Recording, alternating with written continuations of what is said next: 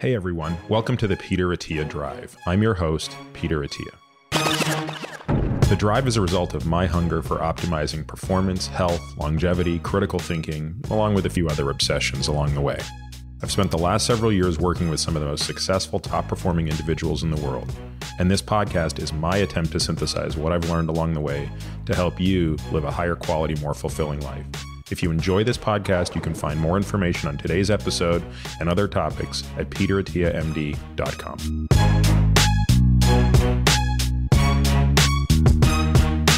Hey everyone, welcome to this week's edition of The Drive. I'm your host, Peter Attia. Our guest this week is Sam Harris, someone I consider a friend, a mentor, a teacher. I met Sam about 4 years ago, and I suspect many of you already know about Sam or are familiar with his work, but in case you're not, let me say a few words on that. Sam trained in neuroscience. He has a PhD in neuroscience, but in many ways I consider him a philosopher and frankly just one of the greatest minds that I know. He's an author of some extraordinary books, The End of Faith being his first, The Moral Landscape, Lying, Free Will, and probably my favorite, which you've also probably heard me talk about, is Waking Up, a book that I've read I think 3 times now, and I'm almost at the point where I understand half of it.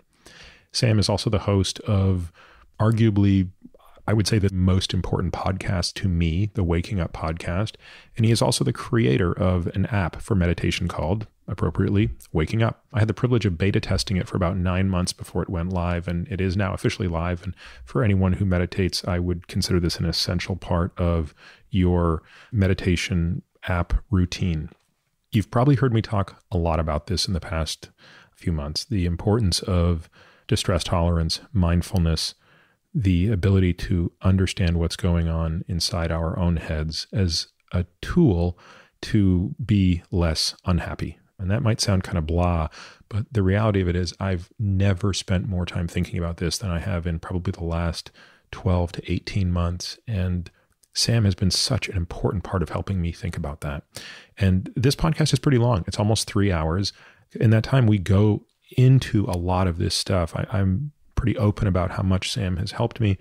And though I think at times it turns into more of a discussion than an interview, I think we always sort of veer back to the place where you as the listener are going to get something out of this. If you're not familiar with Sam, I can't encourage you enough to listen to this podcast. And if it piques your curiosity, dig a little bit deeper into this. A couple of housekeeping items. Obviously, we're going to release this today instead of the day before Christmas. So this is kind of coming out a bit early. And over the next week or so, we haven't quite figured out the schedule yet, but don't worry, we'll be back to kind of our regular schedule in January. If you haven't already done so and you're interested, please sign up for our weekly email that's on the site, www.peterattiamd.com. And somewhere on there, there'll be a little place to prompt you to sign up for that. And if you don't like it, just unsubscribe. We also have great show notes, which everybody keeps raving about, and I'm really proud of our team for the work they do. I, to be clear, don't do any of that work, but I like that people are spending time on them, especially when it comes to following up on all of the nuances and details that we go into. Finally, if you're enjoying this podcast, please go to Apple Podcast Reviews and leave a favorable review. And if you are not enjoying it and you feel so inclined to leave a review, please do so, but try to be as constructive as possible because it's a lot easier to course correct if it's constructive than if you just tell me it sucks.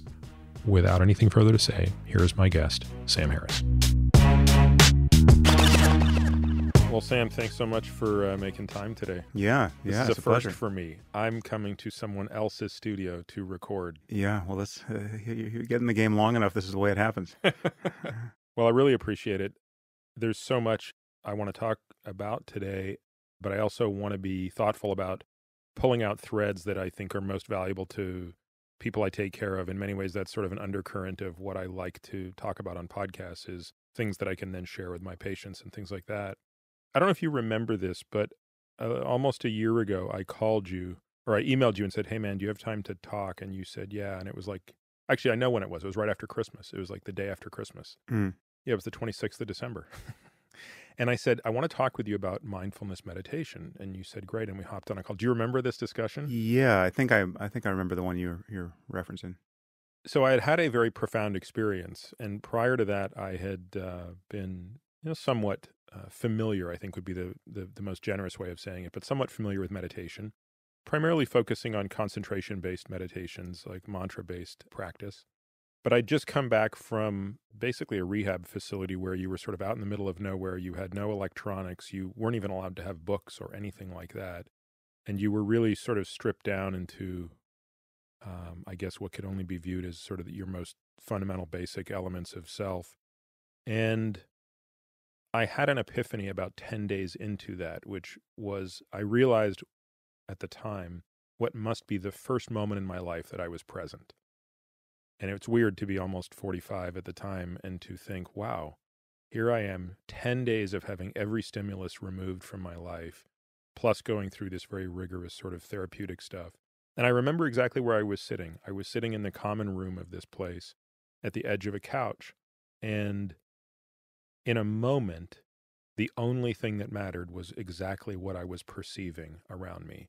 So the light coming in through the window and the way in which it made the room sort of light up, the faint scent of, something that was being cooked in the kitchen, a few, yards away or whatever.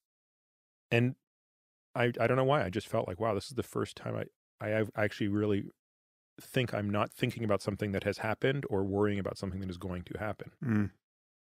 And the other thing that was odd that entire time I was there was they allowed us to exercise, which was a big deal. I was really pleased that I was still permitted to exercise, but you couldn't have music. You didn't have a phone or anything. So it was also the first time in my life I exercised only being able to listen to the sound of my breath. So every morning I would run in the woods and you just heard the sound of the wind blowing by you and you heard your breath. And when I was, doing push-ups or whatever, it was the same sort of thing. And of course, I'd already read so much of your work.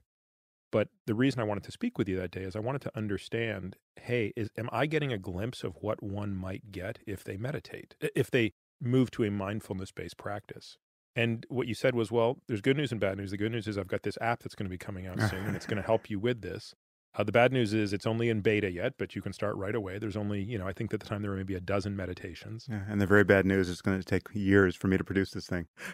I'm completely incompetent. No, but come on, the thing actually is out now, right? Yeah, and it's finally I know out. it was a little longer than you wanted, but Yeah. And I very quickly put as many of my patients who were interested on the beta version. You guys were so gracious and let all of my folks on this thing.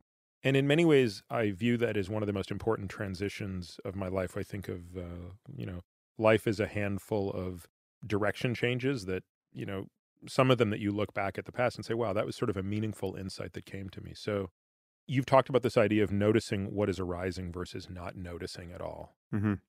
Can you elaborate on this? Yeah, well, so I guess I should define mindfulness, which is really the target state that one is trying to cultivate in at least this, probably what's the most popular type of meditation now. I mean, there are different, as you alluded to, there are different types. There are two basic types of meditation where the distinction is between being lost in thought and being clearly aware of whatever the object of meditation is. So that's true for all types of meditation. Thought really is the obstacle one is overcoming when one is learning to meditate, because our default mode is to just be lost in thought. We're telling ourselves a story all day long, and we're not aware of it. So once one begins to meditate, one is trying to pay attention to something, and this is where the two different types diverge. The first that you alluded to, like a mantra-based or a concentration-based object of focus, is the attempt to pay attention to one thing to the exclusion of everything else, right? You want your attention to be absorbed in that object. And in many of those practices, the explicit goal is to do that so well that thoughts no longer arise, right? So you're really trying to get rid of thought in some basic sense. The arising of thought in that context is a sign that you're not meditating hard enough or one-pointedly enough. Those types of practices can produce extraordinarily positive states of mind, that you can feel bliss and rapture, and you can actually use as an object of meditation specific states of mind, like loving kindness, which is called metta in the Buddhist tradition, or sympathetic joy, or compassion, or equanimity. You can cultivate specific attitudes which, if you can focus on them to the exclusion of anything else, you're inhabiting that state to a degree that most people would find unrecognizable. But the second type of meditation, which is the type I have spent much more time doing and is almost universally considered the more fundamental or the deeper practice, is often described as mindfulness, because that's the state you're using in the Buddhist tradition to cultivate it. Mindfulness comes from a practice called vipassana, which is insight meditation, and there you're not trying to selectively notice one thing or another. You are trying to break the spell of being distracted by thought. So you're trying to be aware of everything without perceiving things through this discursivity or this conceptual lens in each moment. But your attention can be much more choiceless. I mean, you can just notice whatever, in fact, you notice. You're noticing things all the time, sounds and sensations and moods and thoughts, but you're not noticing them clearly because you're thinking every moment of the day. Mindfulness begins, for most people, as a training on one object like the breath, but very quickly it becomes something that you apply to the full range of your experience. And what's nice about it, apart from all the benefits of doing it and all the things that can be realized by doing it, this type of meditation is clearly coincident with any experience you can have. I mean, there's nothing that is excluded in principle from the meditation. You can be working out or watching a movie, or, I mean, there's no thing that in principle does not admit of mindfulness. And that's not true of other types of practice. Yeah, just sharing one example, because the other thing that I remember you said at the time, I said, Sam, I want to really shift this practice and I want to figure out a way to experience that, more and more. And you actually said, look, there are a bunch of apps that are already out there that are all pretty good. I mean, obviously you're producing yours because you think it's going to offer something additional, and I'll just make my plug for it here. I've used every one of the apps out there, and I do find yours the best. But I also realize that there's no one thing that's the best. It's the way you explain things just resonates with me, and it might not resonate with the next person. But the other app that I really liked that you recommended was 10% Happier, which is Dan Harris's app. No relation, of course. And even within Dan's app, there are many teachers, but there are a couple that I really like: Jeff Warren and Joseph Goldstein. Joseph Goldstein, yeah. And Jeff Warren has, I believe, a series of walking meditations that are, he refers to as sort of informal meditations. And I remember the first time I did this, maybe it wasn't the first time, but it might have been the second time, that it was pretty early. I realized for the first time that when you walk, if you're paying attention to it, you can feel the wind going past your finger. So if you're walking with your hands in a position such that your thumbs are facing forward and your arms are swinging lightly in a normal gait, you can actually feel the air moving past the leading edge of your hand. Yeah. I remember thinking, how have I been walking for 45 years and I've never once felt this sensation? And now, when I pay attention to it, it's so noticeable, I don't know how it hasn't been distracting me for the last 45 years. Yeah. And one might wonder why one would want to notice such a thing. But what you discover when you begin practicing meditation, especially intensively on retreat, is that there's no such thing as a boring object of attention. What boredom is simply a lack of attention. I mean, we get into these situations where we are convinced that we are bored because we haven't found something compelling enough in our experience to capture our attention. But our attention is so blunt an instrument normally that we need something that's thrilling or terrifying or something to fully get us to commit. But what you discover when you learn to meditate is that what pleases us most in those moments when we are fully captured by experience is the state of complete attention to the present. And if you can muster that on your own, if you can actually guide attention irrespective of the object you're attending to, then any arbitrary object, the feeling of wind on your hand as you walk, can be an exquisitely pleasurable thing to notice. This is why in that first type of meditation practice, concentration practice, it doesn't matter what you pay attention to. You can pick an arbitrary object. It can be a random sound. It can be a mantra, and it doesn't matter what the mantra is. It can be a candle flame. It can be a color on a piece of paper. It can be a random sound in the environment. It can be the sensation of a fly walking across the back of your hand, right? So anything that you can pay attention to the exclusion of anything else, can suddenly disclose what it's like to have a very concentrated mind. And concentration is intrinsically pleasurable. And this is why meditation can have the character of a kind of drug experience. I mean, it can have a superficial character. I mean, you can get kind of addicted to the changes in state you experience in meditation. And you can be misled by these experiences. You can think that it's about these changes rather than something more fundamental. Because anything you experience by way of newfound pleasure that is based on having a very concentrated mind, you will lose because it's an impermanent state of your physiology and attention. And it's not the deepest practice, but yeah, it's amazing that concentration itself, regardless of the object, is incredibly pleasant. Sort of going back to the why, which you've started to allude to. And again, I can't remember if I know you've said this. I think many have said this. So I think many have come to this observation, which is virtually all negatively valenced emotions are not rooted in the present.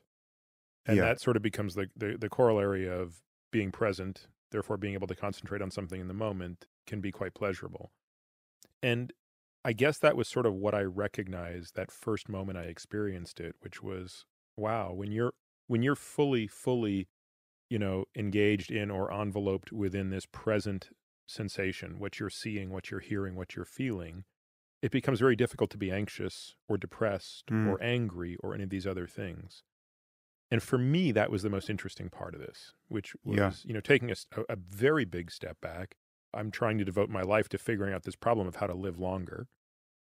But if you asked me, how did I think about that problem 5 years ago versus how do I think about it today, there have been two fundamentally significant differences. There are two things today that occupy much more of my energy with respect to longevity than they did, 4 or 5 years ago. And the first of those two is this notion of being happy, which again, I think 5 years ago I would have dismissed that as sort of an afterthought, like it is what it is. And as long as all those other things happen, you'll be happy.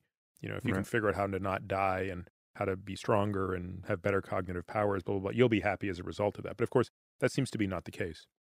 The second, though we're not going to get into it, is a much greater appreciation for the type of physical body that is necessary to age well and how radically that differs from necessarily the physical body that we want to perform well when we're in our 30s or 40s or even our 50s. Mm-hmm. But going back to the former, which to me is in many ways your work and the work of people like you has had such a great influence on me, is this realization like none of this stuff matters if you're miserable. It doesn't matter if you can live to 100. It doesn't matter if you can delay the onset of heart disease and stroke and cancer and Alzheimer's disease. If you're too miserable to appreciate it, or if you're constantly in some sort of tormented state, you might as well be dead. I mean, that sounds extreme, but that's really how I started to feel about this. Yeah, and I think we also have inaccurate associations with terms like happiness, and we haven't distinguished terms that are different, like pain and suffering. There's nothing about meditation that gets rid of physical pain. Pain is just something that you're going to experience, and you can actually experience surprising degrees of pain while meditating. If you just resolve not to move your body, it doesn't matter how comfortable your chair is, eventually pain is going to arise. And you have a guided meditation that takes us through that exercise. Yeah. That is, I feel like within 2 minutes, it's unbearable.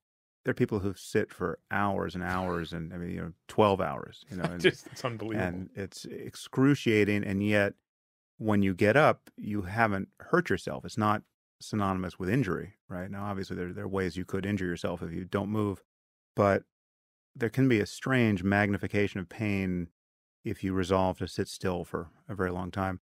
But one thing you discover there, which is useful to discover, is that there is a difference between pain and suffering. You can feel intensely negative sensory experience, And you can feel intensely negative emotions even. You can feel anger and depression and sadness. And if you can be content to simply be aware of those sensations or those moods or emotions, if you can recognize that consciousness is the prior condition in which all of those things are appearing, and you are simply that which is aware of these changing phenomenon. If you can become interested in the character of a mood like sadness or a pain in the knee, it's actually possible to experience these states with total equanimity. And one of the features is, as you said, not being focused at all by thought on the past or the future. So, I mean, one thing with physical pain we all experience is this sense that some sensation is intolerable. But there's this paradox because in that moment, you've already tolerated it, right? I mean, it's fully arrived. Right. You've It's really merely the experienced it. anticipation of what's to follow. You're worried about the future. You're worried about how long this is going to go on. And it's certainly good to practice finding a place of equanimity with pain.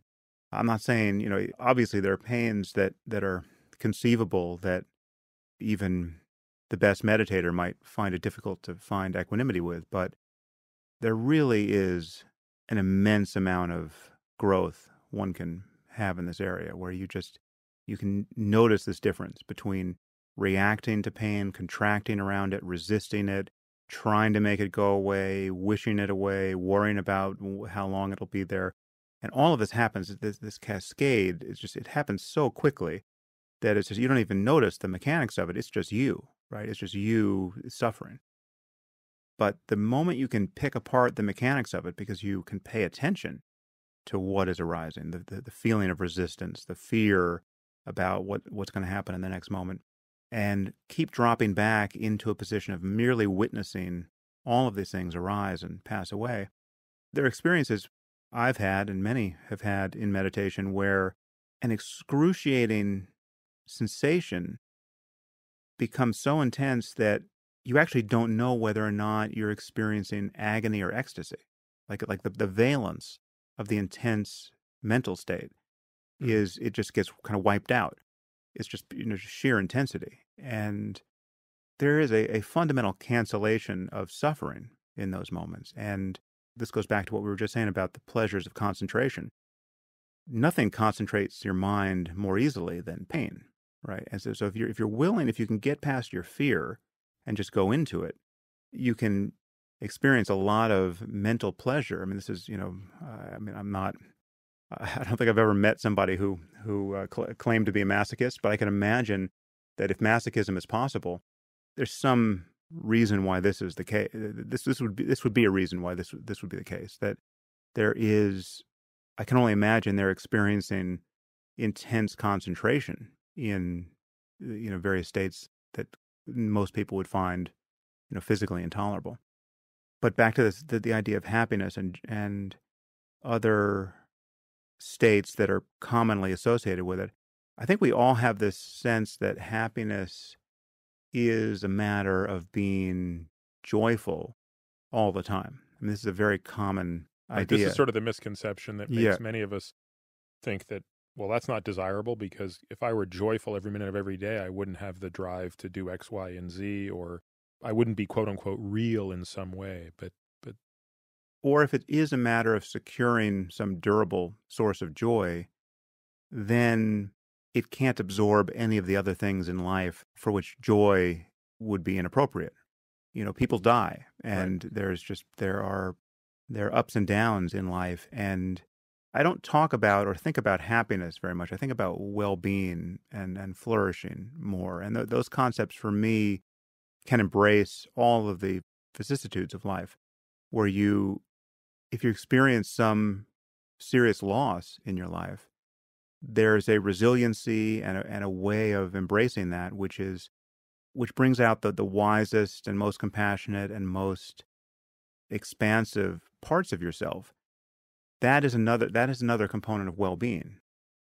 The narrow conception of happiness that most of us have by default is something that we are always trying to defend and shore up against all of the other things in life that are threatening to undermine it. And the one obvious point is that it's not a safe play. It is perpetually under threat. And any joy you can feel by virtue of its having arisen based on some causes and conditions, it's going to pass away. You just can't keep any emotion going for days or even hours at a time. And one thing you discover when you learn to meditate is that, negative emotion in particular has a very short half-life. Many of us imagine that we can stay angry or sad for, some people would imagine days. I think almost everyone thinks hours at a time. It's actually impossible if you are no longer lost in thought about all the reasons why you should be angry or sad. So this was one of the earlier, I can't remember if this was one of the lessons in your meditation app early on, or it was just a discussion you and I had, but I got to put it to the test shortly after. So I was in New York, and obviously in New York, everything's a hustle, right? You're running around, people are rude, you're going to get bumped into. And one of my pet peeves in New York is when you see somebody walking towards you and they're for a moment lost in whatever they're doing. They're usually down looking at their phone or something like that. I always think it's a reasonable courtesy to just not walk into them. Even if they're in your line of sight, you still sort of go out of your way to not bump into them. But for whatever reason, there's just a subset of people who love that opportunity to almost knock you off your feet. So sure enough, one day I am about to turn a corner and this guy is walking, and it was clear that he could see me and I had looked down, so my bad. But this guy plows right into me. And I had just either had this discussion with you or just heard, this lesson about how long can you actually stay angry? And so this happens, and I immediately sort of observed this emotion, this rise of anger in me, right? Which was like the desire to turn around and walk up to the guy and say something. Serves no purpose, of course. But instead I decided, well, just watch this emotion. How long does it last? Mm-hmm. I remember I was walking somewhere that I was going to be in 10 minutes, and I was like, do you think this will last 10 more minutes? Could you be angry for the next 10 minutes if you just observe this feeling? And the answer was no. I mean, it was gone. Yeah. Actually, I felt like within seconds. Yeah. And to me, that was like a really big aha moment, especially for someone like me who's so easily prone to anger, to think that by simply being observant of that emotional state, I could have some control over it, which has always felt like the opposite, right? It's always felt like that emotional state has control over me. Right. And it does. The important point to never forget is that it has complete control over you as long as you're identified with the next angry thought that's arising in consciousness. If you have no perspective on the fact that you are thinking, right, well, then you simply become that thought for the period that it's captivating, and you are pushed in whatever direction it's aimed, right? So if it is getting you to say the angry thing or physically assault the person, you need some level of metacognition in order to pull the brakes. Otherwise, it's exactly like being asleep and dreaming and not knowing that you're dreaming. This happens to us, all of us, every night. We get into bed, and then suddenly a movie starts playing that we're totally identified with. We're one of the characters in it, and we're completely unaware of this change, right? And the most surprising thing about dreams is that we're not surprised when they arise, right? Like there's no, we didn't have the expectation that we would stay in our beds, apparently. We're not surprised that the laws of physics are being violated for our amusement. And we're suddenly in these situations where we are fully captive to a completely illusory, seemingly sensory experience, but all of this is some kind of hallucination. And identification with thought in the waking state has that character to some degree. It's thought to be totally normal psychologically, right? Because it is our default state. But once you learn the alternative, which is to be mindful, you then have a very different sense of what optimal mental health would be. And so when I find myself lost in thought and just suddenly angry or anxious or frustrated or whatever it is, and I wake up from that experience, it is a little bit like waking up from a dream or a hallucination, or it's hard to shake the sense that it's pathological. I was stuck in something about which I had no awareness, right? And it was forcing me to say and do and think and feel things that were, given my now current awareness, were completely unnecessary. You see, to me, what's so interesting about this, David Foster Wallace, in his commencement speech in 2005 at Kenyon College, the This Is Water, which is one of my favorite Yeah, it's things to listen to. I burned a copy off YouTube, and now it sits on my phone, and I try to listen to it at least once a month, if not more. And it like, even though I almost know it off by heart, it doesn't matter. Like, I still get some benefit every time I hear it. And when he talks about this, he speaks specifically about the problem with this is that it is our default. And that's the part that makes this so challenging. So do we have evidence of other species? Like, are we the only ones that are blessed/cursed with this ability for rumination and constant thought? I mean, do we have any evidence that a dog is spending any percentage of his or her time thinking about what happened the day before or the next meal? Where do we as humans stack up in this space? Well, it's important to acknowledge that we're blessed and cursed by this, because this capacity for linguistic, abstract, complex thought is what has given us everything that is recognizably human, right? It has given us culture, it has given us civilization, it's allowed us to place all of the learning of our ancestors in a strata that is accessible to all of us and to every present generation, so that we don't have to relearn everything from the ground up. I mean, just imagine what the alternative would be if there was no acquisition of knowledge. No progress in civilization. Yeah, and for the longest time, that was true of humanity as well. If you go back 50,000 years and then you decide to go back 60,000 years, the differences are impressively non-existent. Right. In terms of the toolkit anyone was working with. So that's interesting, Sam. So if we go back to, I know there's some debate about when language was really codified, but to pick a point in time when we're pretty sure there was no language, we could say 200,000 years ago, right? I think most neuroscientists would agree, no language 200,000 years ago. Was the arrival of language the arrival of this capacity, or where did this show up? Yeah, I think language is the main variable there. I mean, it's the main variable with respect to being able to abstract, to being able to represent anything that's not currently present or not currently happening. It's the basis for communicating anything of substance to anyone else, and storing a kind of cultural memory of anything, whether it's just by virtue of an oral tradition or once writing came along.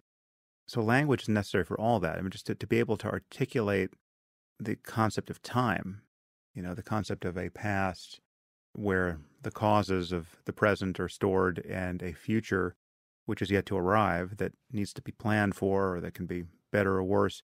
It's something that I think other species probably have in a very primitive form that is not associated with conscious thought. I think that a dog, for instance, learns various associations with stimuli. Right, there are Pavlovian responses that these animals can experience. Yeah, and they recognize people. Obviously, I mean they recognize people arguably better than any other species other than the human.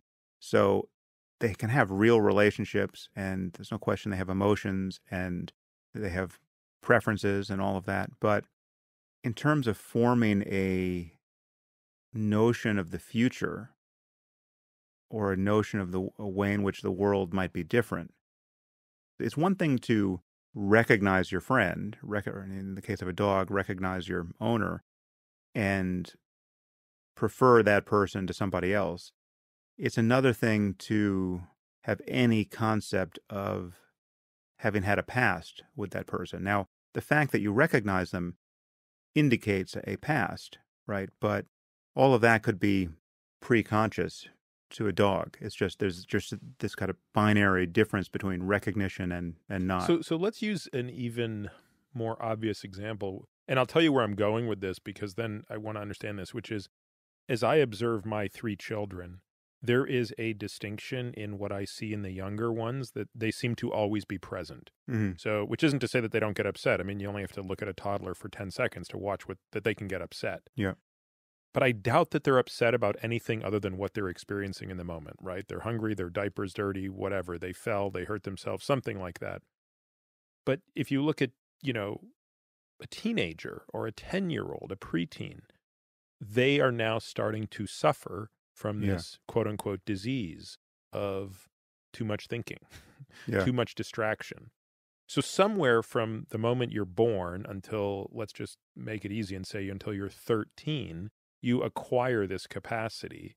But yet an infant, like the dog, recognizes the parent. There is some sense of a history with an individual. Yeah.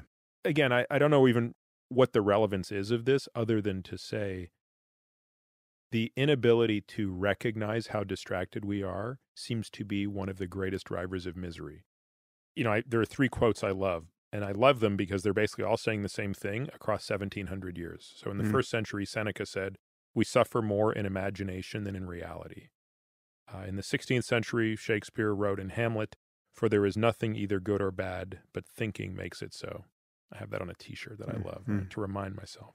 And then, of course, in the 17th century, Pascal said, "Distraction is the only thing that consoles us from miseries, yet it is itself the greatest of our miseries." Descartes says something very similar. I mean, this is something that's been acknowledged for so long. Yeah.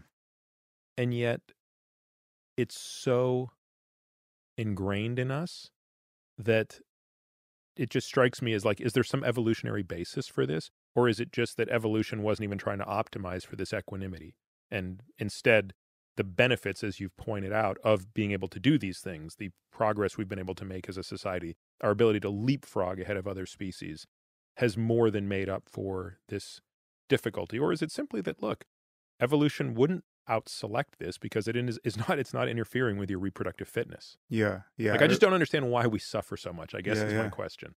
The crucial point there is that evolution doesn't care about your well-being. As long as you reproduce, what does it care? Yeah. And so if there's some path by which we survive and reproduce in a state of misery, evolution is perfectly happy with that path, right? It's just, if that were a more reliable algorithm for reproduction and survival, then we would be getting more and more miserable, right?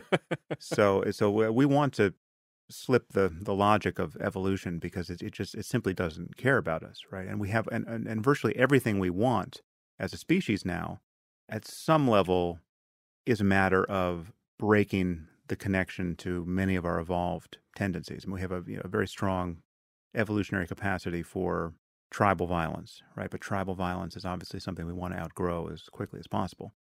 And there are many other examples of this. I think that language is, you could see it when you're raising your kids, when you have a 2.5-year-old and a 3-year-old where they're talking to you, but then they're talking to themselves as though they're talking to you.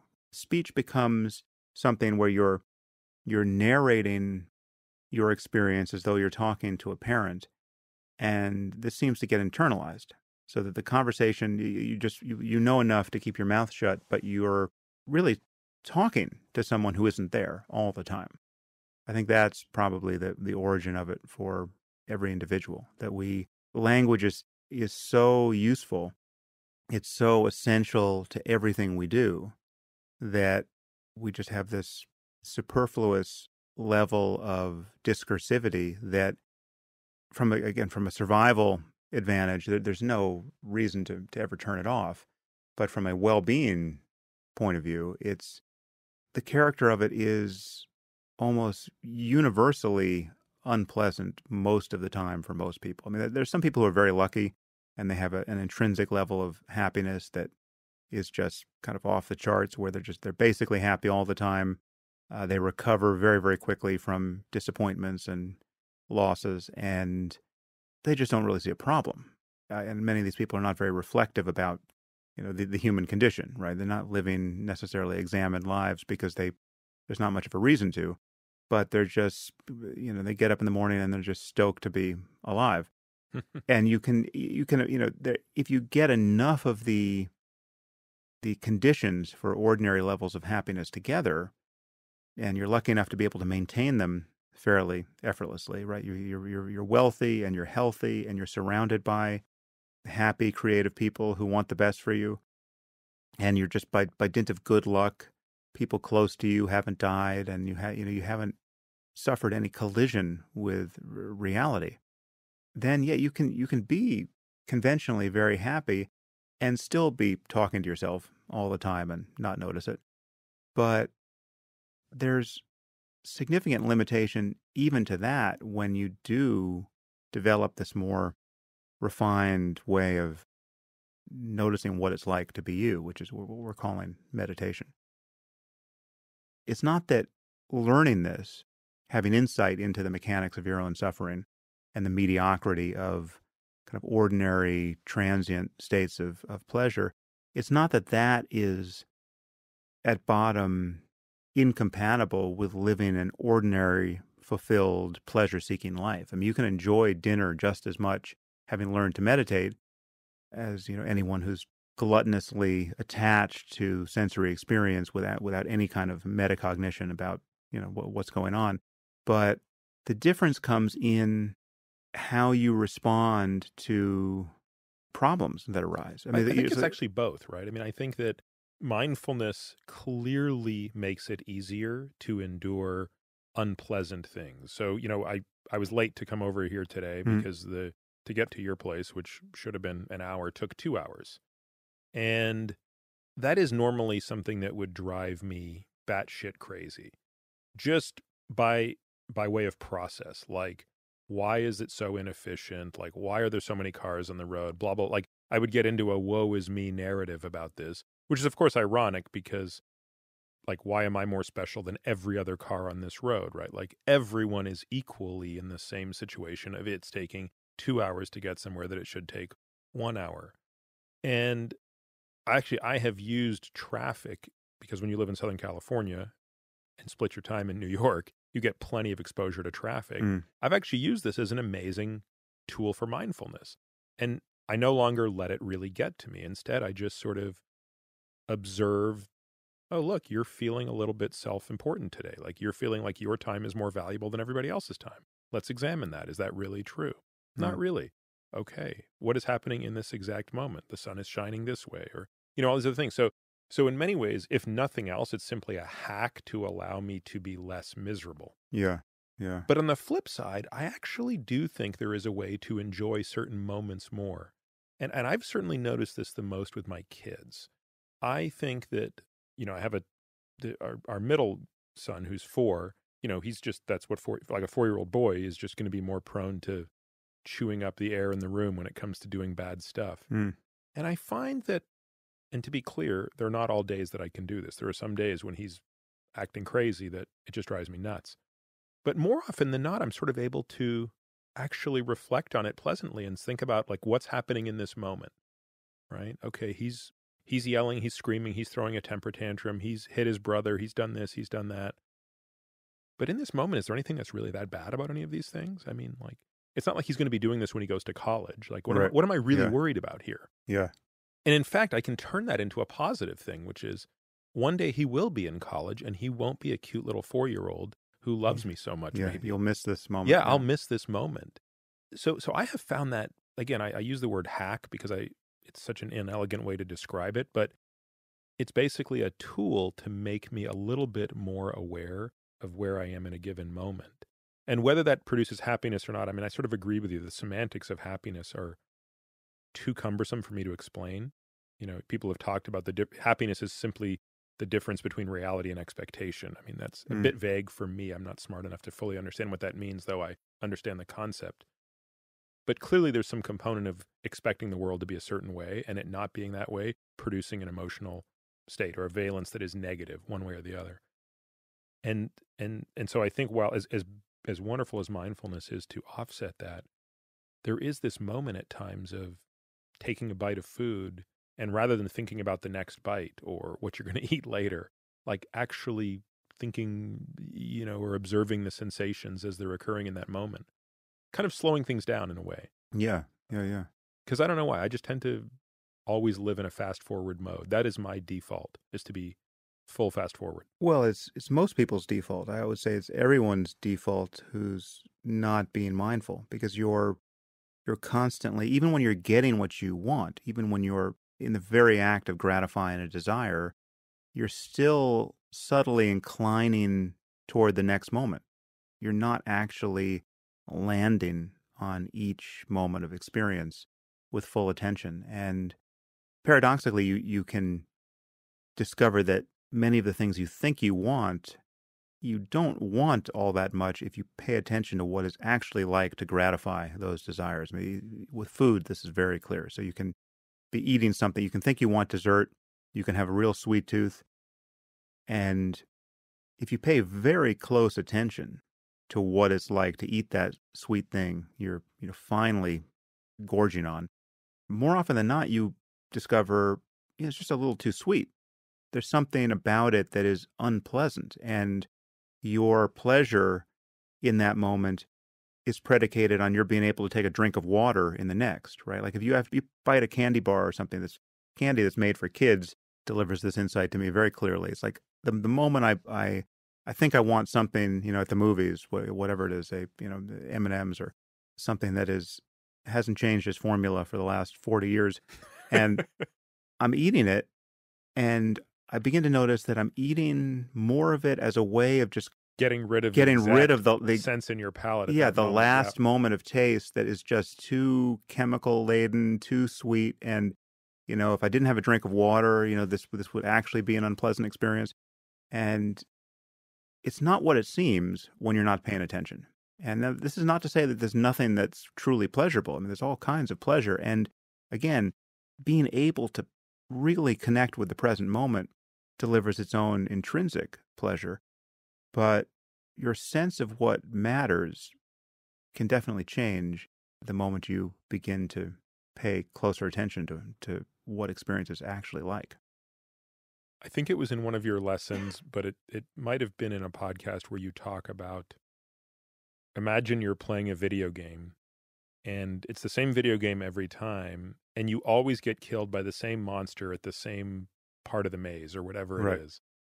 And I think about that a lot every time I falter at predictably, known, understood things that get under my skin. And it's very discouraging, right? It's sort of like there are like a dozen things that I just know if they happen. So, I mean, one of them is there's certain types of questions that if I'm asked really irk me. When people ask questions to which the answer is very complicated, but they ask through the lens of just give me the one word answer, that just irks me. Like, I don't know why. It just bugs the shit out of me.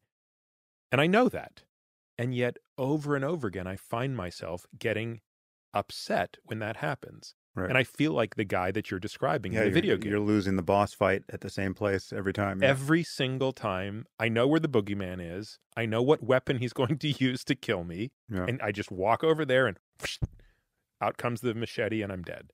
Yeah. And then I'm back to the starting block again, and I'm one fewer lives in the game, right? Mm. But you can recover faster each time you lose. Getting angry is not the measure of having lost, right? Now, you obviously you can aspire to a time where you never get angry again, or you never get angry in certain circumstances again. But the real practice is to notice as early as possible what's happening and to let go of it. The difference between being angry for 10 minutes and 10 seconds and 1 second, those factors of 10 are enormous, right? And I have the same thing going on, where anger is something that I very frequently feel, and I also notice that it totally contaminates the experience of people around me. So I have my wife and my daughters, and my anger for them is clearly toxic. And I have this commitment to letting go of it the moment I can let go of it. And it's not that anger is never warranted. The energy of anger can be useful. If someone's attacking you on the sidewalk, and you're in a self-defense situation, that's not the moment where I would say get rid of all your anger as quickly as possible, right? I mean, there are situations where you want to use that energy, but for the most part, you want to let go of it very, very quickly and then be in a position to decide what's what and whether or not it's appropriate to take some kind of, confrontational path, whatever it is, by email or say the thing that would convey your displeasure or whatever. But now I have my wife and my daughters as a kind of feedback mechanism for me, because they know my commitment. They know I can let go of anger on demand, and they know I want to, and they don't like my anger, right? And they detect it in the subtlest ways. So, like, I mean, it's not even anger where a normal person would classically think he was angry. They don't have to wait till you raise your voice. They can see the mannerisms in the way you might move, or the way your answers become shorter, or something like that. Or I mean, just so, but and like, even mild frustration gets scored as, a kind of crazy level of anger, right? So, like, if I, if I say, wait a minute, I thought the plumber was coming today, that's like, that's a 4-alarm fire, right? So one of my daughters will say, "Ooh, Daddy's getting angry," right? And they'll say that so early now, and it's fantastic because I just let go of it way earlier than I used to. But if you can't be mindful, you actually have no choice. You will be angry as long as you're angry, and the people around you who don't like it just have to figure out somehow to put up with you. It's not that there's no other hacks. There are many other hacks, and sometimes it's important to have a hack that is more global than simply being relentlessly mindful of everything that's coming up for you. Like, a different understanding of a situation can offer some kind of firmware update to the whole operating system, and then you just simply don't go there anymore. So, for instance, I mean, so you're driving in traffic. There are many hacks for that, but one hack is just you discover that you've got 400 hours of podcasts you want to listen to, and you're listening to a great one, and you're just happy to be listening, and the fact that you're delayed an extra half hour or whatever is fine, and that's a totally useful hack, right? It modulates your state. You're just discovering the silver lining to something that would otherwise be negative. I'll share with you another one, because I agree with that completely. That's a great one. The other one that I've taken on in the past year that has had surprising efficacy is any customer service experience you have that is profoundly negative. Uh-huh. And if you fly as much as I do, you're pretty much guaranteed one of those a week. My friend Jay Walker, who knows a lot about the aviation industry, said 1 out of 6 experiences with U.S. aviation is a customer service failure. Right. So anyone who flies would agree with that. But so the next time, like, the flight attendant's rude to you, or the TSA person is sweating you or being obnoxious or whatever, if you instead take a view of empathy, which is, God, this is a really hard job. I mean, like, I have the privilege of getting to be, intellectually engaged and doing all of these things and boom, boom, boom. But this is a really hard job. I mean, most of the people that they're encountering are on some level dissatisfied. Nobody's showing up to their world happy. And so, like, simply taking that posture completely changes the way you interact with that system. Yeah. And it's interesting because it doesn't even really require a huge mindfulness insight. It's just sort of but it's a condition you want to walk in the situation with, right? You want to be able to walk in with that in your mind. Yeah, it's a framing effect. Yeah. Yeah, and it doesn't entail mindfulness at all. You could get the benefit of that new framing without ever having heard of mindfulness. So if you do get angry, you'll be as angry as you ever were, but right. So you have a different way of thinking about it. Yeah, the combination of these is powerful. Yeah. When I think about one of the most difficult things there are 2 things in my life that I have learned that I think were very difficult and took a lot of time. The first was in the year 2000, when I was finishing medical school. I had a really bad back injury. And it's a long story, but it basically, for a year of my life, I was not able to move properly. And for 3 months, I was not able to move at all. Wow.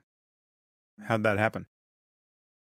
It's not clear how it happened, but what happened was a pretty bad outcome, and I ended up having surgery, but the surgeon operated on the wrong side. So it went from a very bad situation to a worse Oh, man. situation. And a whole series of cascading events led to it being what it was. I look back at that, as I've described as before, as the best, worst experience of my life, because having been in so much pain for so long, I had to learn how to do everything from scratch. So I had to learn how to be able to brush my teeth without putting stress on my back, which most people wouldn't even think about. You wouldn't think that there's a right and a wrong way to brush your teeth. Mm. You wouldn't think that there's a right and a wrong way to get out of your bed, put your shoes on, or get out of your car. It turns out there is, but you can only learn it when you are in such a fragile state that you've lost every ounce of strength in your back. And because I experienced that for so long, a year, it allowed me to make this transition, which I want to, of course, apply to meditation. The transition is going from being unconsciously incompetent to then being consciously incompetent to then consciously competent. And of course, the goal is to one day get to a point where you are unconsciously competent. Mm. I don't think I'm unconsciously competent at a single thing I do, including movement, but I'm now consciously competent at moving around and not hurting my back. Mm. But I couldn't have got there if I didn't have that feedback loop that allowed me to go through it. The other thing was learning how to swim as an adult. You know, you throw Right. an adult in the water who's never swum before, they are so incompetent, but they don't even really understand what it is. And so the first act of learning how to swim is learning to feel what's making you sink, Mhm. figuring out what it is that is actually dropping you to the bottom of the pool. And then, of course, you want to be able to correct that and with great effort over short periods of time, exercise some capacity to fix that. I would say those two experiences have been by far the most difficult, but they pale in comparison to mindfulness. Mm. Now, I don't know if that just makes me a hard case, but, and maybe it's, you know, the other thing I was thinking about when I was reflecting on this is having a back injury, you don't get a time out from it. You know, it's every minute Yeah. of every day, you're immersed in that exposure, that stimulus, and that feedback loop. Similarly, once I dedicated myself to swimming, I swam 4 hours a day. And I think Wow. maybe the issue is because I don't meditate for 4 hours a day, it's just going to take a lot longer to do it. And I know you and I have spoken about this, and your belief is that something really happens when you go on a silent retreat. And I remember Mm. once asking you, I said, "Hey, Sam, I see this retreat. It's 4 days. Do you think I should go?" And you actually said, "No, I wouldn't go for a 4-day retreat. I'd wait till you can do 10 or 14 days. Yeah, I guess I would modify that slightly. I think a week to 10 days is the shortest I can recommend without caveat. I think the first 3 days or so of a retreat are more or less the hardest for a retreat of any length. So if you do a 3-day retreat or a 4-day retreat, you're almost guaranteed to have a lot of restlessness and just resistance to the whole project. And you may not touch anything on the other side of that. You can just be kind of unhappy the whole time and then just relieved to be getting off retreat. Whereas if you have 10 days, just seems like an eternity. Once you put yourself on retreat and you've just shut down your connection to everything, there's no talking, there's no writing, there's no reading. It's just you and your attention in each moment. 10 days seems like an eternity. And so as you move through those first few days of resistance, at day 3, you're still so far away from the day that you're going home that it's much more common to just surrender at that point and really get into it. Just decide that you'll just pick up your life as you left it when you get off retreat, and that for this period, there's just nothing worth thinking about. You just need to pay attention to whatever's appearing. Your breath, sounds, the movement of air on your hand as you walk. Your first experience in this was sort of comical, the way you describe it, right? This was when you were 16, I believe.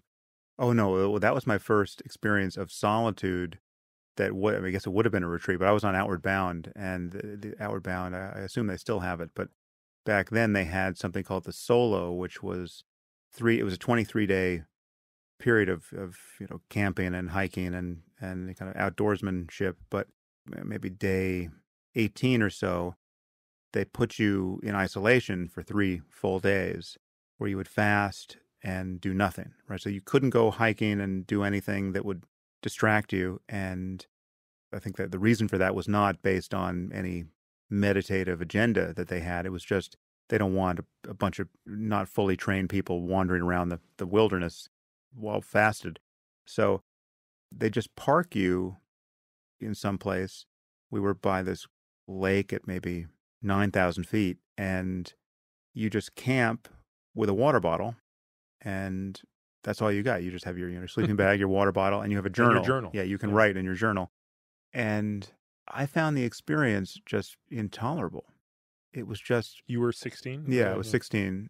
Yeah, so I opened my book waking up with this story because it was the first moment in my life that I realized that I was on the wrong side of some understanding about the nature of my own mind and the possibility of finding a durable source of happiness in this life. I mean, so I was alone in an absolutely beautiful spot and totally miserable based on the fact that I didn't have any of the usual distractions. And if you could have just swapped places with me and inhabited my consciousness, I was spending all my time fantasizing about the things I was going to do when I got out of those goddamn mountains and got back to my life in the world. And, the friends I would see and the foods I would eat. And it was just a continuous advertisement for everything that I missed. It was like a meditation on loneliness and boredom and grief, ultimately. It was just to be separated from everyone I cared about and every fun thing I could do and every tasty thing I could eat. It was just a source of perfect misery for me. So when I came off the solo and met all of the other people who had also been on their solos, I was astonished to discover that many of them had had profoundly happy experiences, right? And that... Were you one of the youngest people on this retreat? Yeah. So I think I was the youngest. So I think the cutoff, I don't know if this is still the case, but the cutoff for Outward Bound was 16 and a half, and I was just 16 and a half.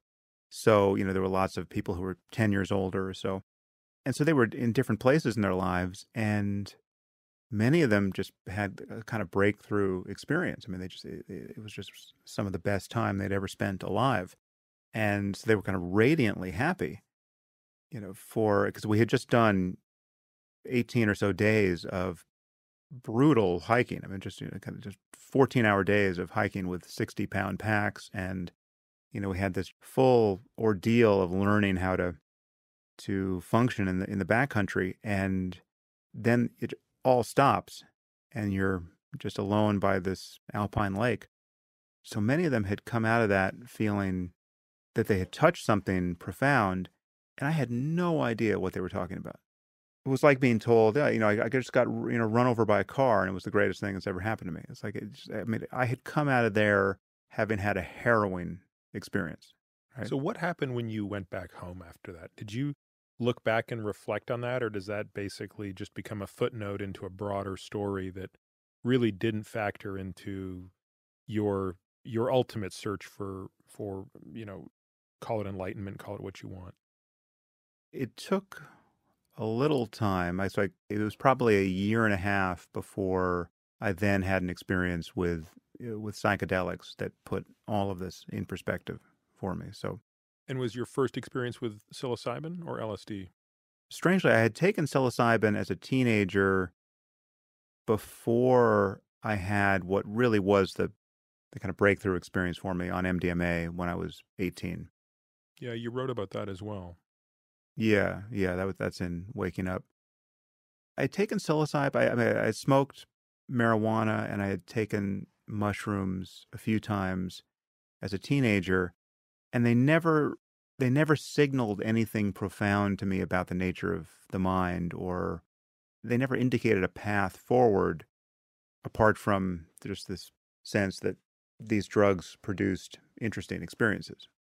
I had no framing for what I experienced on these drugs. In other words, you experienced the altered state, but there was no altered trait, to borrow from the title of the same book. Yeah, and also just no sense that there could be altered traits. There was no project associated with changing your experience in that way. It was just, it was kind of fun. So I guess, some of the experiences had also been unpleasant on psilocybin, but it's just these were drug experiences, and it was like getting drunk. Like if you get drunk, you don't come away from that experience thinking, I wonder if this indicates that it's possible to kind of natively feel like I've had 6 beers and, I can just be more that sort of person by some other method that has nothing to do with drinking beer all the time. Right. So, but with MDMA, my first experience on ecstasy, I had this epiphany that this is what consciousness was like when it was no longer encumbered by my self-concern, by my egocentricity, by my... And because you were 18, I mean, was it so much about, like, I'm trying to reflect on what it was like to be an 18-year-old boy, but I think if I recall, you wrote about just sort of the empathy that you had for your friend, because it was you and another friend, right? Yeah. And was that the part that was so stunning to you, which was, oh my God, like, I've spent the last 18 years sort of not thinking about it through somebody else's eyes? Or what was it that you experienced, if you can recall, that at least showed you, or perhaps was the thin end of the wedge that said, there is now an altered state of consciousness that could exist outside of this state that I'm in that might be desirable? It was a recognition that what was changing for me while I was coming on to the drug was that I was losing my concern about myself, right? So I'm talking to my best friend, somebody who I already love and am connected to and have positive feelings for. But what was happening is that I started to punch through to this level of connection with him that I had never felt before, despite the fact that we were great friends. And it had a kind of structure to it, or it was dissecting a structure within my mind that I had never had any cause to notice, which was my default state was normally that, if I'm talking to him, some amount of my attention is bound up in a concern about what he thinks about me, right? So if I see some change in expression on his face based on what I just said, I'm reading into those changes some message about me, some message about how I'm doing. And there are many other features to this. I mean, there's also a sense of a kind of zero-sum aspect to my own stature in the world and my, feeling of well-being in light of other people's success and happiness. So, and this is something you can discover in yourself. Imagine those times where you have a friend who has some, massive success, right? You're struggling in your life to be as successful as you want to be. If you're like most people, you haven't arrived yet. And then you have a friend, who's winning some version of the lottery. And when this is being communicated to you, you're asked to celebrate with them, essentially. And you can discover in yourself a kind of begrudging feeling, whether it's envy or there's a limitation on your capacity to experience what's called sympathetic joy in Buddhism for that person. And that's an ugly characteristic of the mind. I mean, here's someone who you ostensibly really care about. This is someone you really love. This is someone who you think... Right. And their windfall did not come at your expense. Right, exactly. And yet there's something in you that can't actually celebrate for them fully because you're so bound up with who you are and what you want for yourself and, how you think they may think about you. And I mean, this horror show of self-reference and this miserly spirit with respect to the circumstance you're in with everyone. So what happened in this first MDMA trip is that I just punched through all of that, right? All of that was just gone. And there was no associated inebriation. I mean, it was just, my experience was of just... That's the thing with MDMA that makes it sort of quite distinct and special from some of these other agents, right? Is there is no sense of altered consciousness. Yeah. It can be kind of speedy, and it also depends on whether you're getting if you're pure talking pure MDMA. MDMA Yeah. versus, of course, when they cut Yeah. it with stimulants, it's a different story. But Yeah. really, pure MDMA doesn't seem to really alter your consciousness in any way, in Yeah. the way that LSD would, for Right. example. Yeah. I mean, there's no it's not considered really a psychedelic. It doesn't have any of those visionary or hallucinatory qualities. Yeah, it's referred to more as an empathogen versus an entheogen, correct? Yeah. Yeah. So having lost all that, I recognized that, one, just how much I loved him and how that was synonymous with wanting him to be happy, and in some basic sense, his happiness would be my own, right? So the capacity for envy would just completely went out the window. There's just no way to feel a zero-sum contest with somebody who you love in that way. But then I recognized that if a stranger had walked into the room at that moment, literally the mailman shows up, I would have felt the same way about him. It was not contingent upon having had a history with this person. I was in a state where I wanted all beings to have their dreams realized. I wish nothing but happiness on every conscious system, right? Can we pause for a moment so you can explain the neurobiology of that? I've experienced it as well with MDMA, and I find it to be the most joyous state I've ever experienced. To have such, unlike you, I don't have the vocabulary to even describe what it feels like, other than to just say you love everybody in obviously a very non-sexual way. It's just male, female are all the same. It sort of becomes this, you just want the best for everyone. So what is it about the neurobiology or neurochemistry that can produce that state?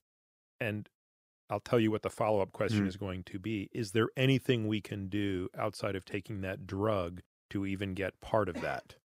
Well, yeah, unfortunately, I don't know the answer to the neurobiology. I'm not sure it is known. I think most of these drugs are serotonergic, but the subtlety they of clearly which, are different. Which subset of the receptors they're hitting is, Yeah. we don't exactly understand the causal relationship between the receptor being. Yeah. I mean, and I'm, frankly, I'm not up on the literature on MDMA, so there may be some clues that I'm not aware of.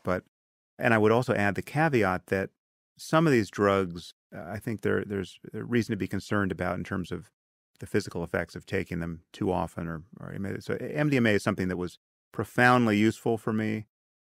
I remain somewhat concerned that it is potentially neurotoxic. I wouldn't want to take too much of it. I haven't taken it for years, and I have much less of a concern for other psychedelics. I think LSD is. I mean, there's no evidence that it's neurotoxic, for instance. Having spoken with people, psychiatrists who have taken care of patients who have probably taken too much MDMA, the two things that I have learned from them, which echo what you're saying, is, it's generally safe, but it's very important, like any drug. I mean, these aren't regulated compounds, right? So you're always running a risk when you take these things of other things that the drug is cut with. And there's toxicity that can be amplified as a result of that.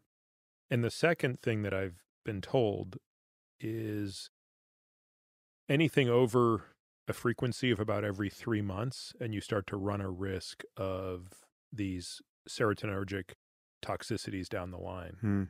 So, you can take that for what it's worth. I mean, I'm certainly not providing guidance on that other than to echo your point that I think one has to be very careful with these agents. Now, at the same time, I'm not following the work of MAPS that closely, so I'm not sure what doses or frequencies they're using with the vets that they're studying.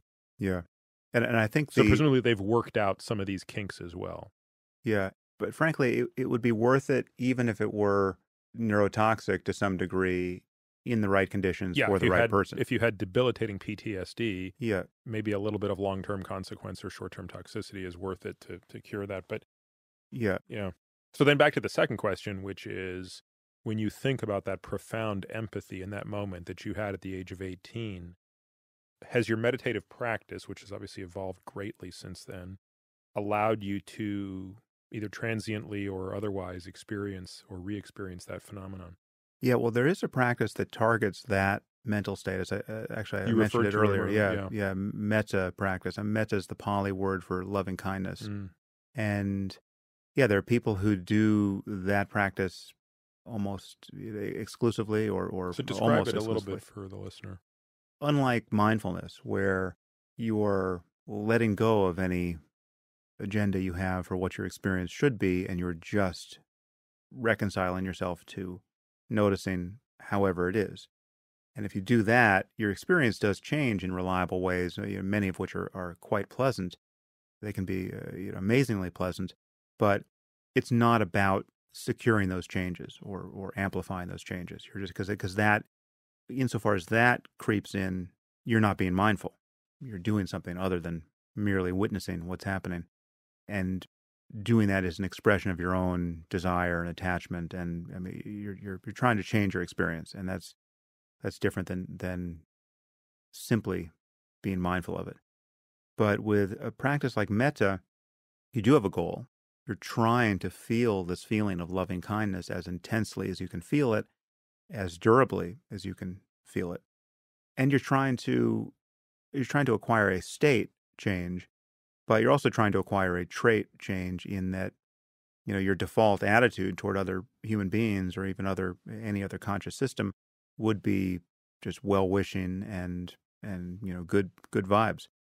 So, and there's no question you can train that attitude. I mean, and it comes from both a framing effect and from an immersion in this change of state that you can kindle in meditation and then keep humming along based on concentration. So the same kind of the same faculty of mind that could become one-pointedly focused on a mantra or a sight, like a candle flame, can become one-pointedly immersed in the feeling of love for all humanity.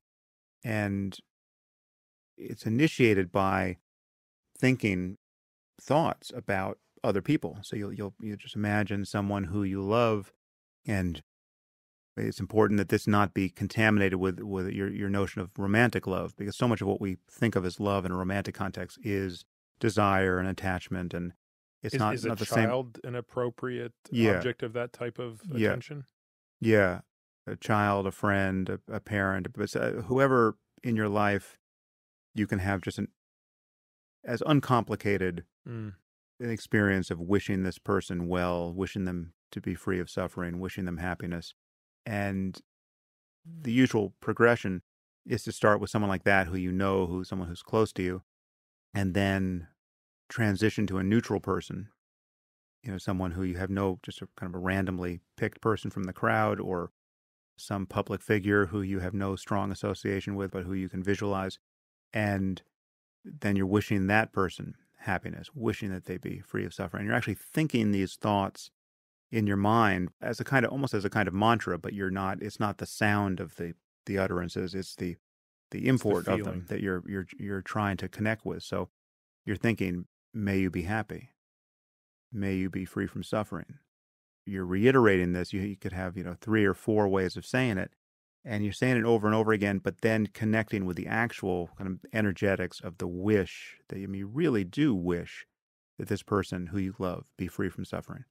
And it can become this very deep feeling of basking in this well of good intentions for everybody, right? And then you can include not only a neutral person, but someone for whom you have a so-called enemy, someone for whom you have a real negative association. And then you begin to see the importance of framing around all these things. So just like you said for the customer service situation, it just takes a second to realize, wait a minute, here's a person who's been standing at this desk since 6 o'clock in the morning, meeting one disgruntled person after the next, and now she or he has just met me. Their experience is completely different from mine. And Which, by the way, is a beautiful cut to the sort of issue that David Foster Wallace talks about so much, is every experience we have is only through our lens, right? yeah, It's that insight alone, which now you're giving a very tangible example of, is so powerful. Just to be able to hit pause on that for a moment and say what you just said, right? This person's been standing here for 7 hours, yeah, seeing one pissed off face after another. what they're seeing now is totally different from what I'm seeing. Yeah, yeah. And your impatience isn't helping. And you are so glad that you're not in their shoes, right? Like you don't want their job. You actually feel compassion for their experience, right? And I mean, there are many, hacks of this kind where you're driving in traffic and someone cuts you off, and your default experience is what an asshole. But it just takes a second to realize, wait a minute, you have no idea what's going on with this person. You don't know if this person is in a rush because they have some real emergency. You don't know if they're 90 years old. Now you just honked at some 90-year-old man or woman, right? And who's the asshole now? There's so many changes of frame applied to the exact same experience, which just fundamentally change your interpretation of it.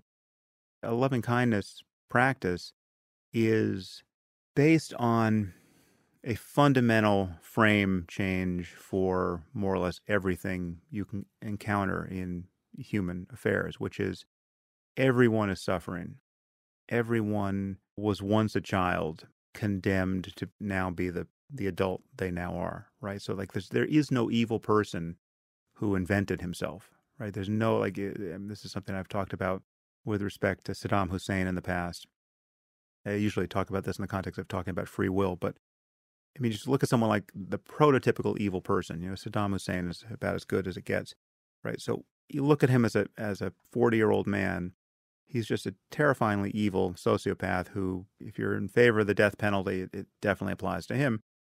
But you roll back his lifeline by a few decades, and at a certain point, you see, okay, here's a 12-year-old boy who could have well been a scary 12-year-old boy, but, when he's 4 years old, he's a 4-year-old. And he's a 4-year-old who has every strike against him in the sense that he's guaranteed, it seems, to be a morally damaged human being. He's living in a society riven by sectarian conflict. The norms to which he's being pushed, the aspirations he can form in this context, are barbaric by any standard, ethical standard that we would form today, right? And the kind of person who can thrive in that context is someone who's morally damaged by our lights. And he didn't pick his parents. He didn't pick his genes. He's not the author of himself, and yet he's going to become this evil person who, half the world or more will think is deserving of death at the end of it. It's possible to feel compassion even for someone like Saddam Hussein. That's a reframing that may be hard for some people to get there, but for someone who's practicing a state like metta, that's the frame. And if you can get there, you can recognize that there is this capacity for love and well-wishing that really extends without limit to every conscious system. I mean, you want everyone to be relieved of all their problems on some basic level, because the most badly behaved people in the world are, for the most part, expressing their problems. Even when you have a truly sadistic person who seems to be deriving pleasure from causing other people suffering, and such people exist, what you're witnessing there is someone for whom all these other sources of pleasure and well-being are basically unavailable, right? This person on some level can't know what he's missing. This is a person who's never going to have good relationships of the sort that you and I would demand for ourselves and everyone we love as the necessary ingredients of a life well lived. It's not to say you wouldn't want to put this person in jail because there is no cure for this problem. I'm not recommending that we not protect ourselves from malevolent people, but you don't actually have to hate them. I mean, feeling compassion for these people isn't incompatible with taking the steps we need to take to keep society orderly and safe. One thing I would recommend to anybody who's interested in pulling a little more on this thread is to do a prison visit.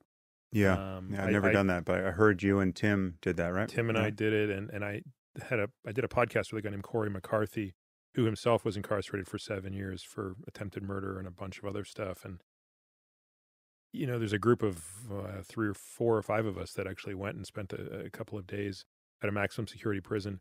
And we played this game there called Step to the Line, which I'm sure you've heard of, and it's a game that's played in many reasons, but the purpose is always to basically highlight our similarities and our differences. So on the one side of the line were all of these inmates. Now, we're in a maximum security prison in California, so everybody in that room, I don't remember the exact numbers. I believe 70% of those men were serving life sentences. Some staggering number of these guys were in there because of, homicide or, something more than like they were trafficking some marijuana, right? Right. And on the other side are all of us as volunteers. And then the game begins of step to the line if. And some of the differences are so humbling that you can't be a reasonable human being and be in that situation and not be moved by it. Step to the line if you had two parents in your household. And amongst the volunteers, maybe 60% step forward. And amongst the inmates, I think one step forward. Yeah. Step to the line if someone close to you died before you were 10, or died a violent death before you were 10, these sorts of things. And, step to the line if you grew up in a home that had more than 5 books. And those of us as volunteers, most of us step forward. Of the inmates, 5 step forward out of 50, that kind of thing. Right. And it's to your point, right? It's like we're not going to excuse the mistakes that took place. And there's, society has said there's going to be a price that one has to pay for one's mistakes. But boy, you realize pretty quickly the randomness that allows you or me to be standing on one side of that line and not the other. Oh, yeah. Yeah, no, if you were in precisely that other person's situation, genetically, environmentally, you would be that other person, right? There is no daylight between all of those causes and conditions and the outcome. And even add in randomness. I mean, it's quantum mechanics doesn't get you out of this situation. And I think of all the times I've been lucky. Like when I was in 8th grade, there was a kid that was a year ahead who was like my hero. He was the absolute toughest kid in the school. I mean, he was the badass.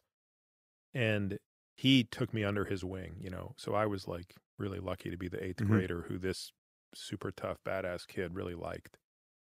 And 2 years later, he wound up in jail for armed robbery. And I've often thought to myself, I was so impressionable that if I had been with him on that night and he said, look, we're going to go hold up a liquor store. Right. Like, I'm not sure I would have had the common sense, the intestinal fortitude, the courage to say, dude, that's a bad idea. I'm not going to go. Right. It's so easy that I could have gone along for that. Yeah. And as I learned later on, once you get in that system, like, once you're 16 years old and you're pegged for armed robbery, like it's very hard to recover to Stanford. Yeah. Yeah. But that's a moment's decision. And the luck is like, were you there or not there? Right. And I have way more cards that are favorable in my deck than virtually all of these guys I met. And I still could have easily slipped over that, into that abyss of that endless vicious cycle of one knock after another until before you know it, like you're 40 years old and you're in prison for life. Yeah. I mean, so the philosophical insight here goes by the name of moral luck. And I think it originates with an essay that the philosopher Thomas Nagel wrote probably 30 years ago. We rarely recognize how morally significant differences in luck are and just how lucky you need to be to live a good moral life.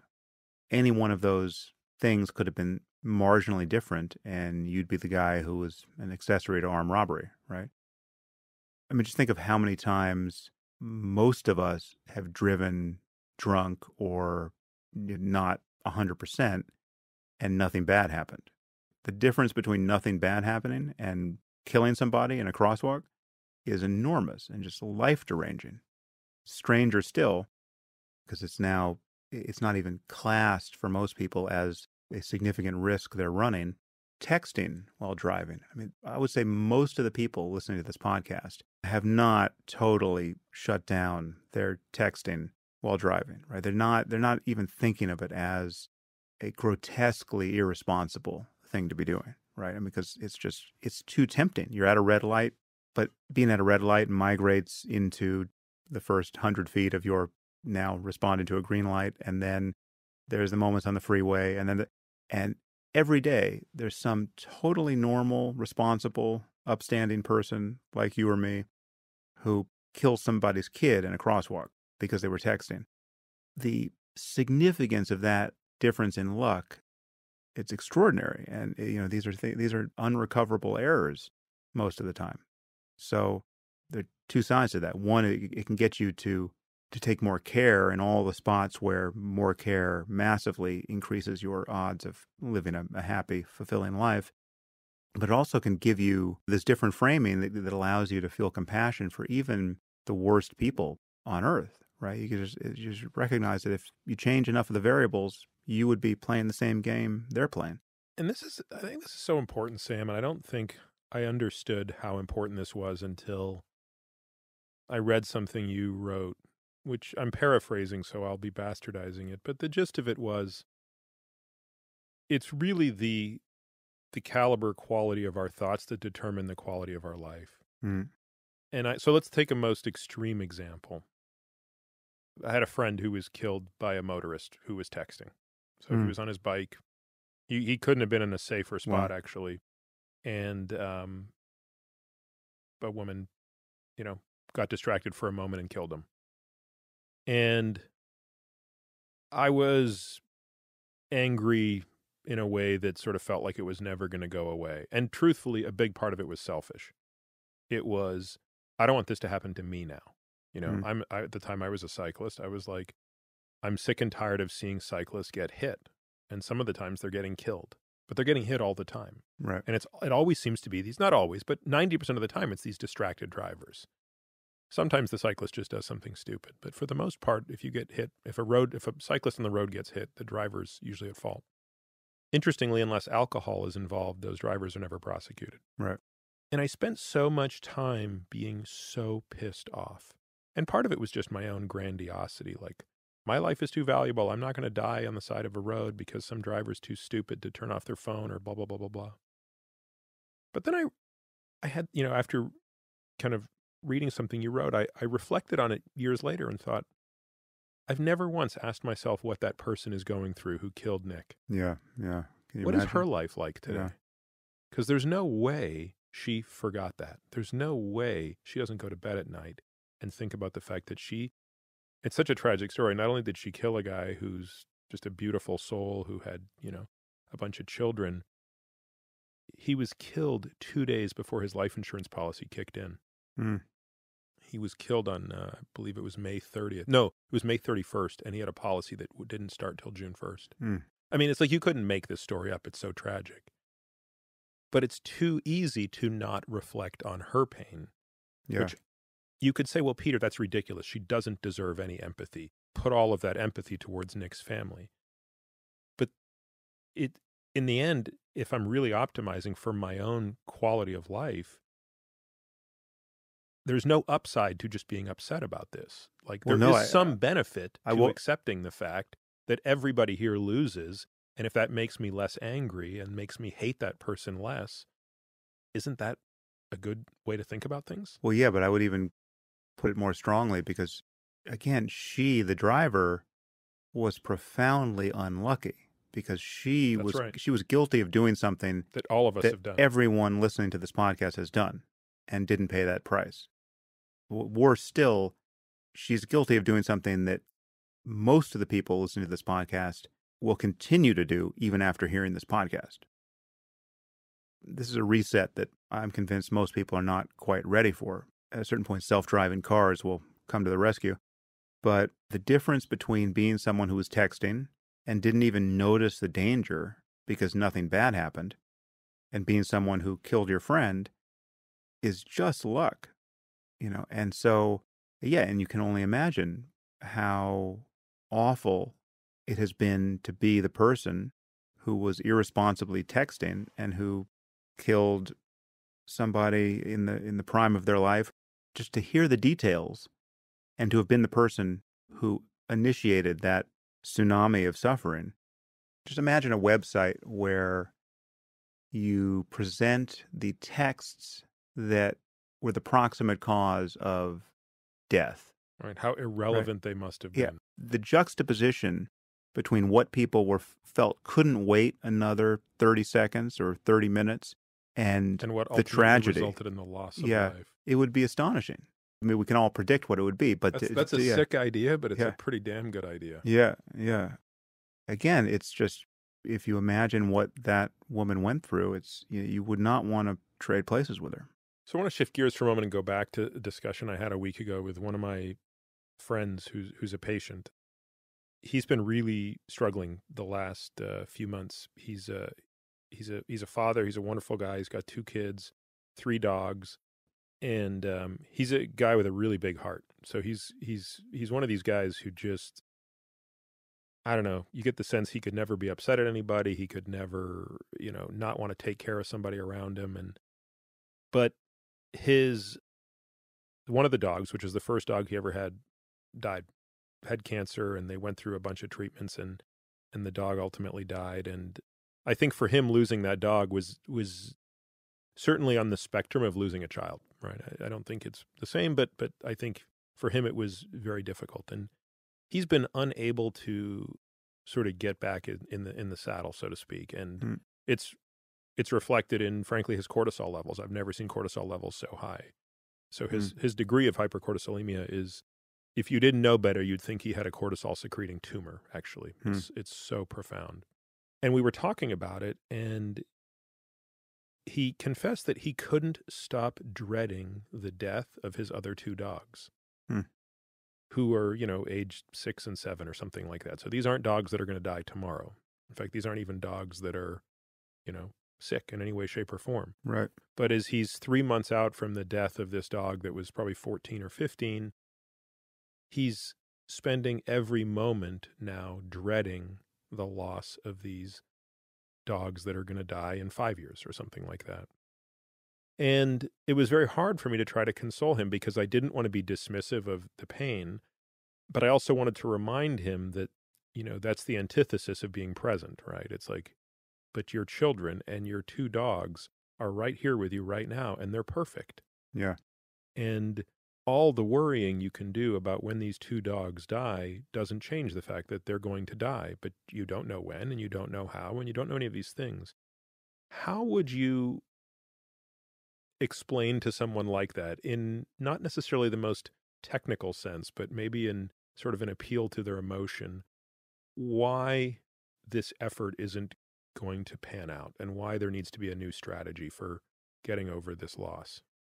Well, it depends on whether or not the person is living an examined life of the sort that we've been discussing. So if this is a person who has no meditation practice and is not interested in that mode. He is. So Right. I've given him your books. He has been going through the meditation course that you have, but is still having a real hard time, like all of us, I think, in taking it from, the example I use is like, if you go to the gym and you sort of lift weights for 15, 20 minutes a day, that's great. But the whole purpose of doing that is to take those new muscles and be able to use them in the other 23.5 hours. Right. And so I think that's the transition, is like, I think the theory makes sense to him, but it's now, how does one actually bridge that gap? So for the purpose of the discussion, let's say he accepts conceptually the value of this. Yeah.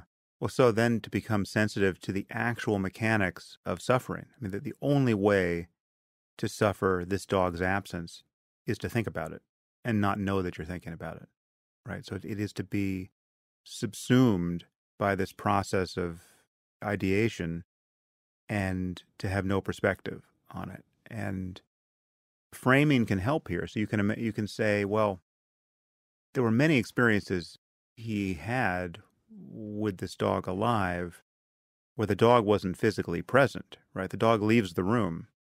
There's no greater absence from a room than simply leaving it, right? Now, it's an additional operation to think, well, there's a big difference because I'll never see him again, right? But everyone you love in the world, animals... You're the only person I love who's in this room. Right? Exactly, right? They're all That's right. out of this room. So, in principle, you know what it's like to be content in moments in the physical absence of everyone you love in this world. It's possible. And the only way to make it intolerable to be in a room without everyone you love is to meditate on how intolerable it is that they're not in the room with you right now.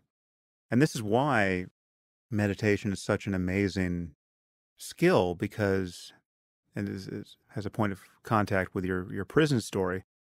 This is a point I make several places. I think I make it in my book, Waking Up.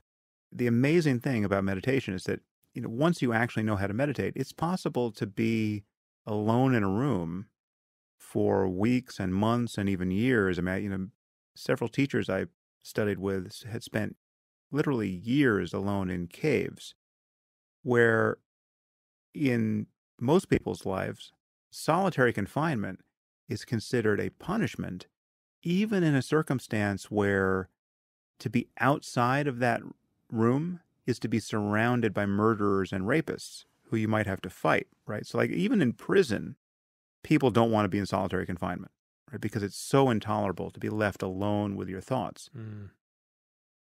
There's an evolutionary rationale for this. I mean, we are clearly evolved to be social primates, and a circumstance where you find yourself alone more or less forever is not an optimum in evolutionary terms.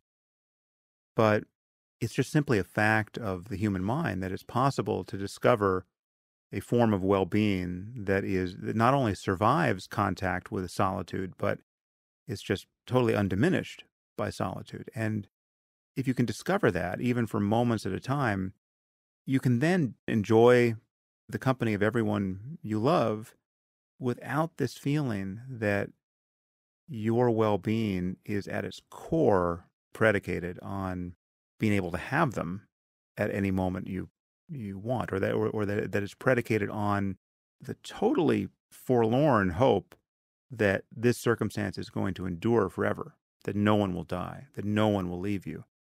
We know that's not in the cards, and we need to find whatever form of well-being is possible, given the fact that things are continually changing.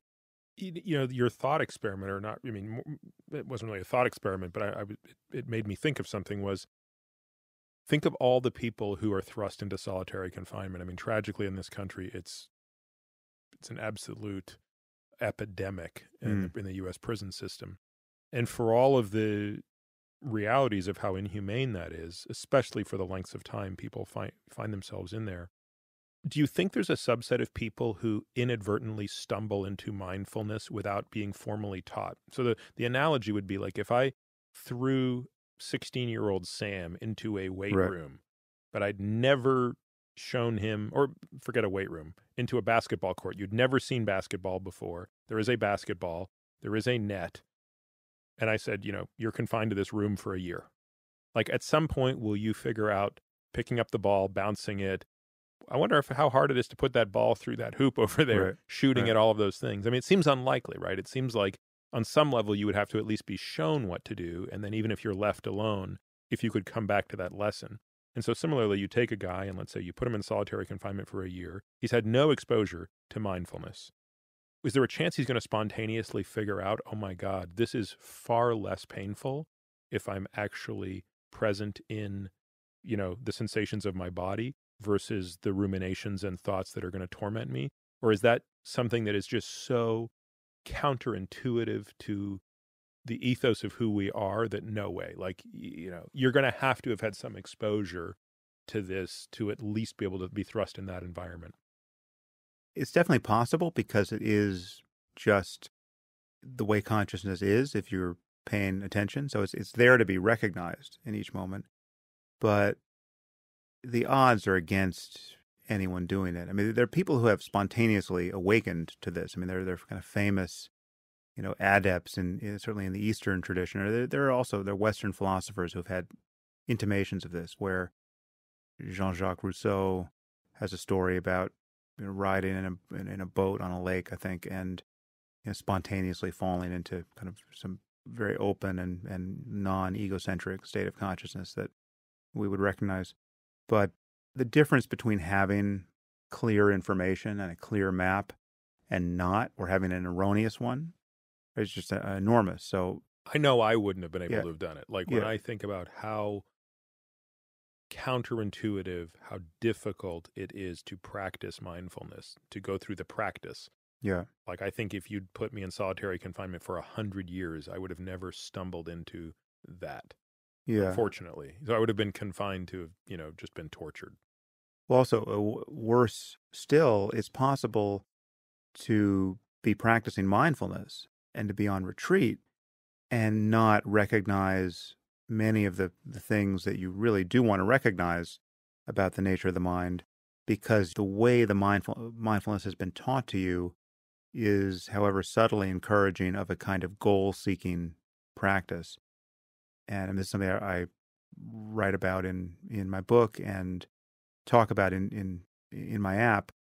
It's possible to be practicing mindfulness in a way that is dualistic.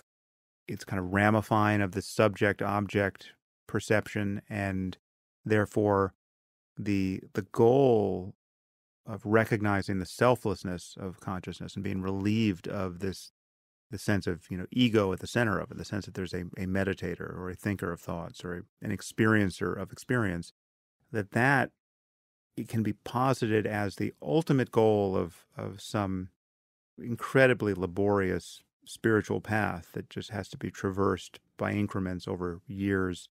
And that's an error. That's a mistake. I mean, that's just not true. It's already true of consciousness that the ego is an illusion, and that can be realized directly. And the expectation that it can't be is, in some basic sense, self-fulfilling for most people.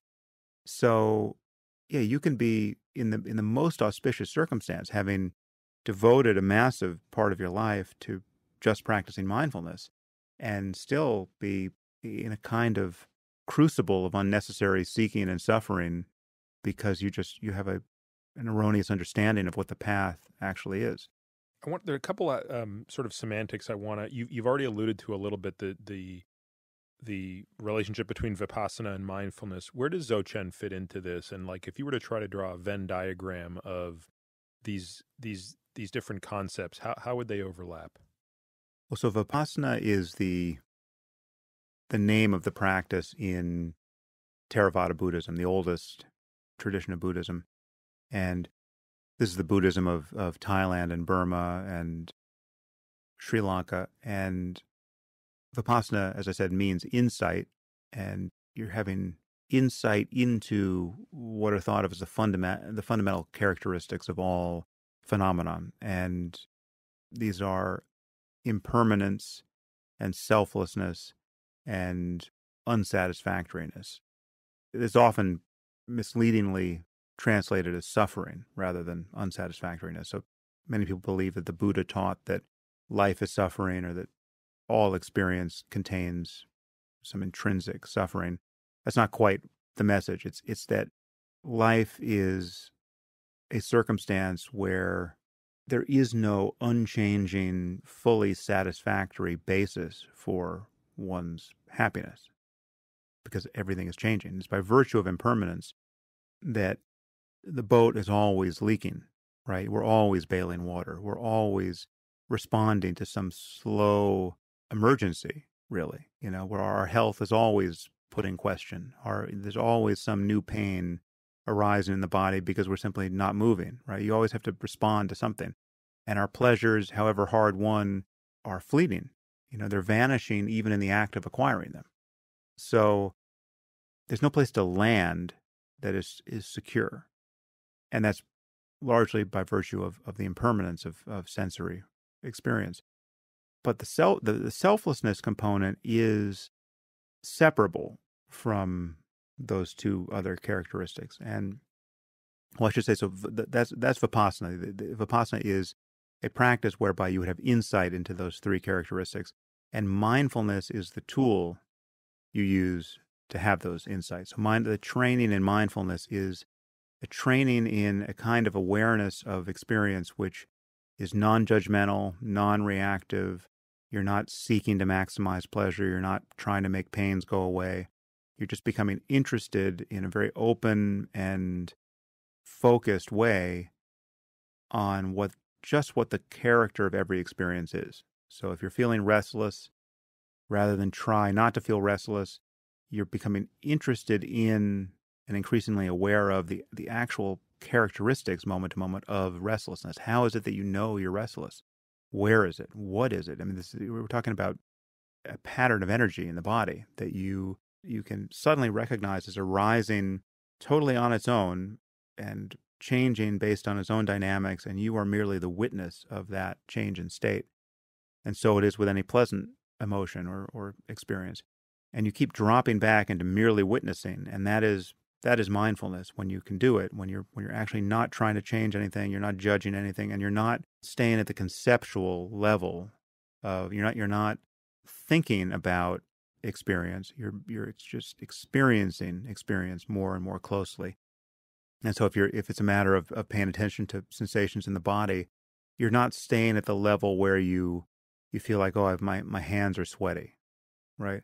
No, you're feeling the temperature and the tingling and the pressure so closely that the concept of hands and sweat disappear, right? So you're just feeling the raw data of experience.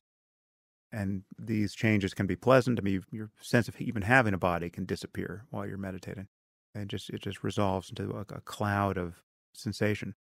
So Dzogchen is a Tibetan practice tradition, which is explicitly non-dualistic. And what that means in this context is it goes after the selflessness of the mind very directly. So that because most of us start meditating where we are in our normal states of cognition with the sense that there's a subject in the middle of experience.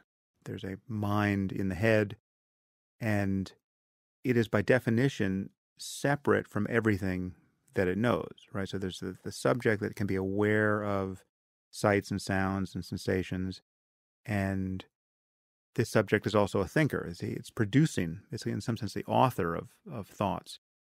And it's me, and I feel like I'm over here in my head, behind my face, almost wearing my face as a kind of mask, right? I'm not identical to my face, I'm behind my face, and you're looking across space at me, and your gaze has an implication for me, because I can, if I follow where you're looking, I'm over here and not identical to my body, right? I'm in my body. I'm a kind of passenger in my body. I mean, you and I can say, well, my hand is, I've got, an injury to my hand, and you and I can both look at my hand as a kind of object in space, right? My hand is part of the world. Separate from both of us. Yeah.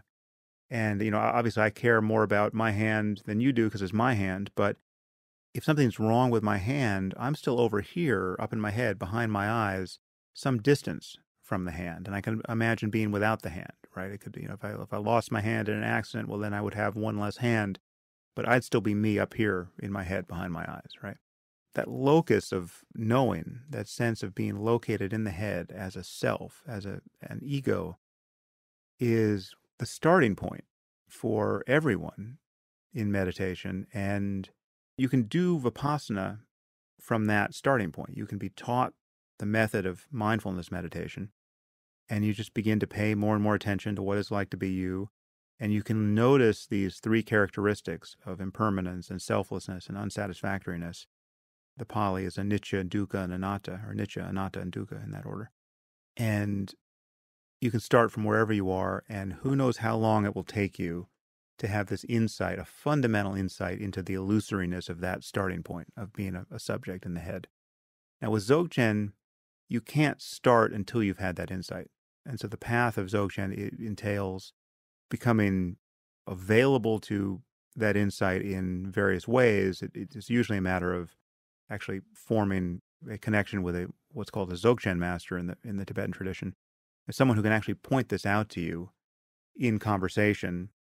And for most people, meaning they can point out to you when you are falling to the illusion of ego, meaning they can point out when you are defaulting back into that mode. Well, no, that they can point out the intrinsic egolessness of consciousness in a way that you can recognize it and then practice that, right? So because most people, they start meditating they still feel like they're up in their heads paying attention.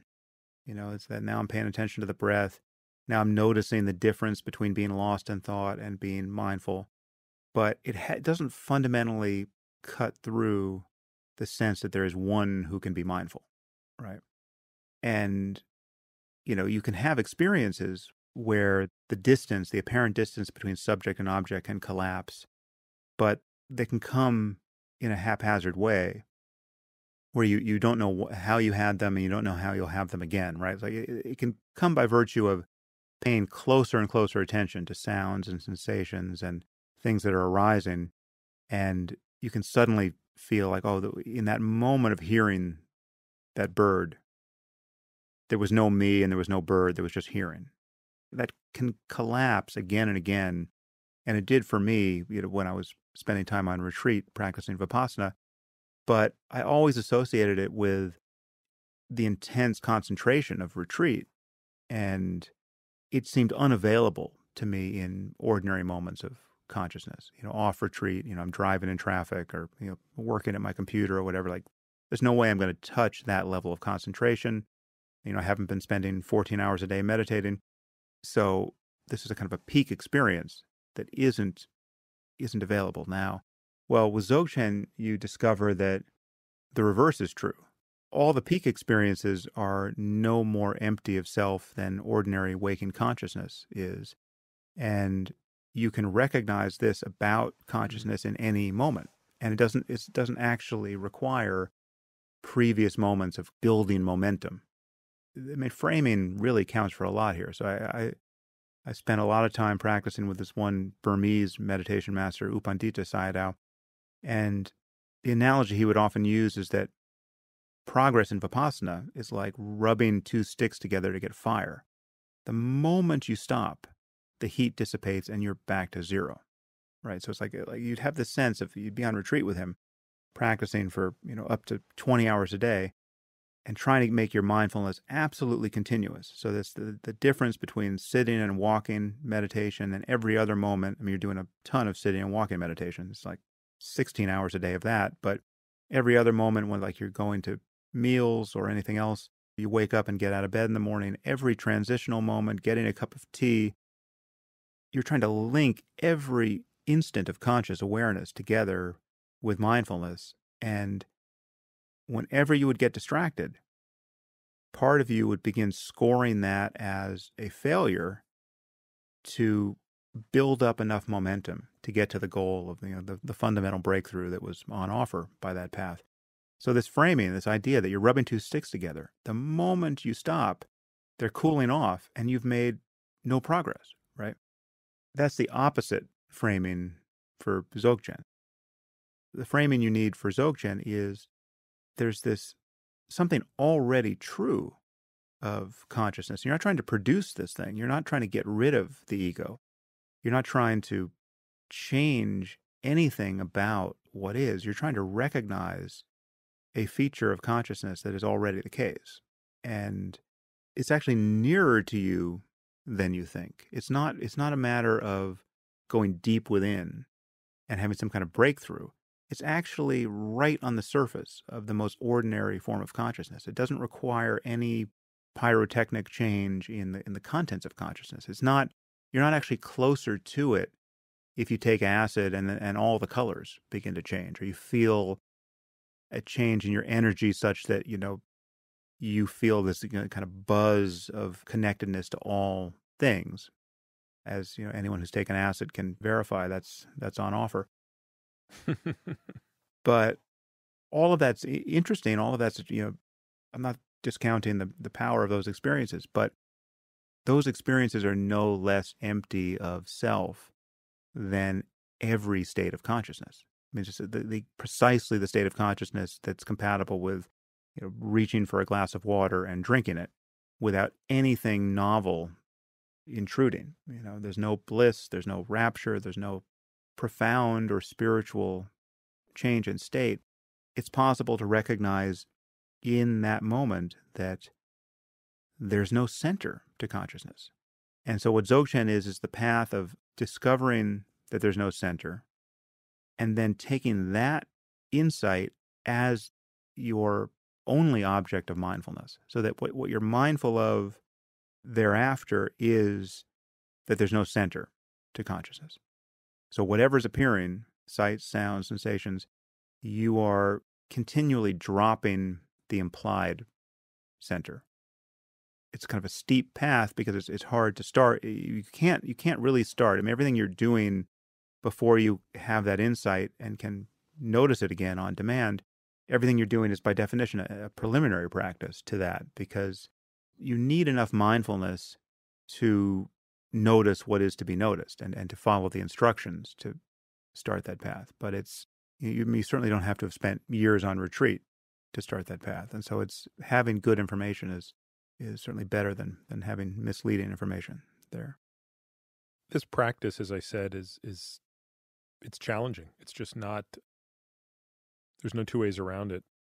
I think it's, for some people, it's probably as difficult as saying to someone who's 40 years old, who's never exercised deliberately a day in their life, okay, it's time to start spending an hour a day in the gym, and you're going to be doing these new movements, and they're going to be very uncomfortable. And for many people, a few weeks or months into that exercise routine, they're still not finding any great source of pleasure. And there are some of us who love exercising. Like, we just get again, going back to the lingo of states versus traits, like I worked out this morning before I saw you, and I mean, I was in a new gym for the first time, and sometimes that is a little, you're sort of like, I don't know where all the equipment is, or, blah, blah, blah, blah, blah. But regardless, it's just the actual state of exercise to me is so pleasurable, even if it didn't offer any traits that were advantageous outside of it.